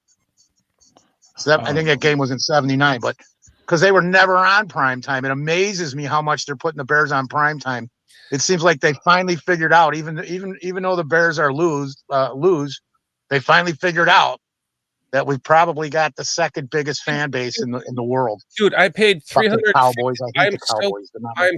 I'm so pissed. I paid $350 because I signed up before June, whatever. So I had a $100 discount. It would have been $450. So I paid $350 for 4 games right there. You just said them that I can't watch on YouTube because they're blacked out because they're on primetime channels, which I don't have because I don't have cable. And then so you can't watch those? No. So I have to subscribe. So I have to like purchase we have Prime, so I get the Thursday game. Sunday night I have to I buy the NBC app so I can use that, and I log in with my mom's subscription to her Comcast. It's a for Monday nights. So, but then there was also the Green Bay game. That was a nationally televised game. Same thing. So that's 5 games, and I think there was one more nationally televised game for me, like 6 games that I couldn't get on YouTube. If I'm paying that much money to watch my games on YouTube, give me every damn game, and then just give them the view. Right out. Thank you. I agree. Yeah. You get a worse deal than me, Shorty. Right. I paid 112, 113 pounds. So what's that? 140, 150 bucks for the NFL Game Pass. And then if it isn't on there, whoever buys the rights gets to show it. But all the primetime games over here are shown on Sky TV, the satellite broadcaster. But I get that because I share my sister's account, so I use her account, so I get to watch all those on the satellite. So I either watch it on Game Pass or on Sky. So I get a better deal than you, man. You should kick off. Right to your representative. You guys also get the actual all 22 that we used to get, where they show you the down and distance and shit. We don't get that here. Yeah, you don't know what the down and distance is. It's just play by play. You don't know where you're at in the game. Third quarter. You know what? That's why I watch Bearlissimo on Tuesdays, man, because he's got it Tuesday afternoon. He's usually the first one with the all 22, dude. I just want to say for the record, though, that because you guys are putting this out there in the public, you will no longer have access to your mom's there, Shorty, and Jason, you won't have no longer access to your sister's accounts. They're going to freeze those accounts on you guys. I will, man. It's called Sky Go. You pay for multi-room, you get 4 devices, and one of them is my PlayStation. So screw you, man. Yeah, I'm the one that I just. I think you take away my football. See, you know what? Jason fits in so well. It's like he's been here the whole time, Pete. Right at you. He told you right off, screw you, buddy. Beautiful. And you sound just like me with an accent, Jason. I love it. What was he saying? Because I don't remember hearing anything he said at all. Because he's not even here. So what you talking about? I told you he's getting nearer and nearer to death, guys. You finally near and near to death now. He can't even hear. I just got to work on the beard. I can fix your watching football problems, man. Because when they took Monday Night Football off and put it on ESPN, I was really pissed because they took it off free TV. And now in Chicago, I get every game for nothing except for Thursday night. Yeah, that's because crazy, ESPN now puts all the Monday night games on ABC Channel 7 every Monday night. And that's what I was going to tell you, Dan. See if you can pick up the ABC link, because there is a link now. I just don't know if they broadcast all their programs or not.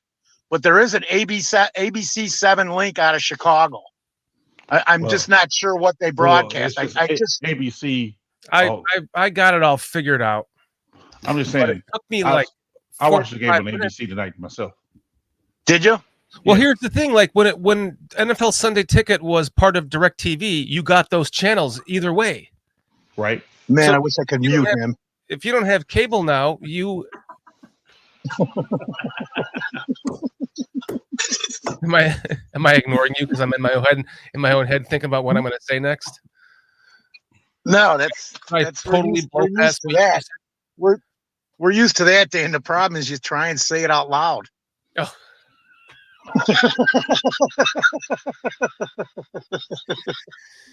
I mean, there are ways around it, though.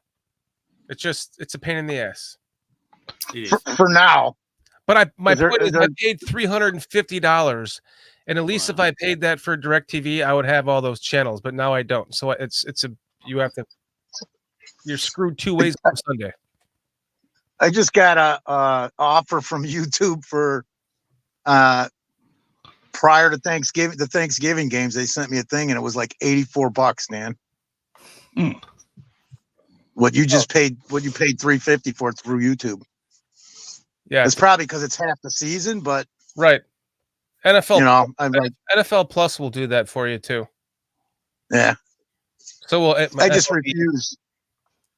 I refuse. I'm going to get screwed one day because I don't watch any of my sports anymore because you got to pay for them. All of them. You get the game before any of us. I know. Even if you're watching it on an old tube TV in black and white with rabbit ears. That's what I do. You still get it.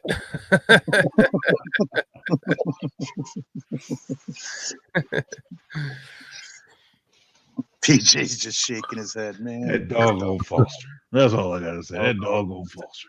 That doggone Foster. Man. Well, guys, it looks like we are going on 3 hours, so we should probably let Mr. Jason UK Bear go. Screw him, to use his own words. Eat. Screw you, man. Take it. All right.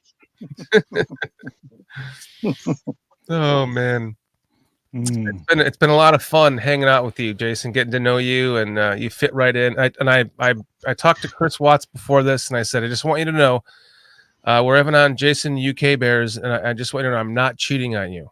You're not being replaced, Chris. You're not being replaced. I'm just standing. I understand. I know my place. It's okay. But it's great to have people from all over. Come on, we've had people from Canada, now 2 from the UK. So it's pretty awesome. It's been awesome. Great, man. That's just it was so totally awesome. So cool to hang with you guys and just chat football and have some fun. It's been I really appreciate it. So thanks so much. Hey, we got people from the UK as well as people from the North Pole, right, Foster? Absolutely, dude. All my elves, man, every week. He's we just agree with them because senility's setting in really quick. I see. I wanted to thank you, Foster, for breaking out of the loony bin and heading to the parking lot and breaking into someone's car to do this show tonight. I needed heat, man. I lost heat in both my car and my home on like one of the coldest days here this season, man. Of course, that's the way it works. Sure. Only false. Thanks, thanks for that little message. Thank you. Where are we at here? I don't know. Yeah, thanks, man. Yeah, it's been great having Jason on. You have great takes. It's been a pleasure. Yes. Agreed. I just another guy with an opinion. That's all. You know, and it's not right or wrong. I just I'm not an expert. I don't see the amount of football you guys do, but I love the Bears and I watch the games and I just I talk shit. That's what it's all about, man. That's you're just another Bears fan, man. That's what we do. Yeah. We love the Bears. We love talking about them, and we talk a lot of shit. So screw you. Yes. We are. Is that my catchphrase now? Is it? We're just That's it, dude. Every time. That's it. Matter of fact, change his name, Shorty, real quick. Just make Jason screw you. That's what it's got to be from now on, man. At least underneath. Well, Jason, you are welcome back on the show anytime. We love to have you back again. Thanks, man. Yeah, wicked. I wanted to, per the previous show I did in the beginning, but I wanted to remind everybody that we've kind of been sponsored in a way. We have an affiliate, which is now BetUS. So if you guys do like to place some minor bets on any of the games, go to BetUS and use this code here at the bottom, and you can get 125% bonus. So if you put in $10, they'll give you $12.50. If you put in 100, they'll give you 125, and you can place your bets and just use that link. You'll get that. They're going to give me a promo code as well, so that'll be coming out soon. So I want to thank BetUS for being a part of BCP, and guys, it has been an awesome show tonight. You guys have all been awesome. Foster, we missed you most of the show, but we're so ingratiated that you hopped in with us. Still want He dropped his phone. Now he's still want my present for Christmas. Perfect ending. Perfect ending for Foster. Man. All right, well, are you okay, buddy? Yeah. Should we hang on here for a second to make sure he's okay? He's all right. Yeah, what's happened there? Do do do do do do do. Hey, he's waiting for this the orderlies to go around, before they doing bed checks right now. Probably go check on Foster. All right, well, let's end this show. Let's go check on Foster on a 1, 2, 3 Bears. Ready? 1, 2, 3 Bears. Bears.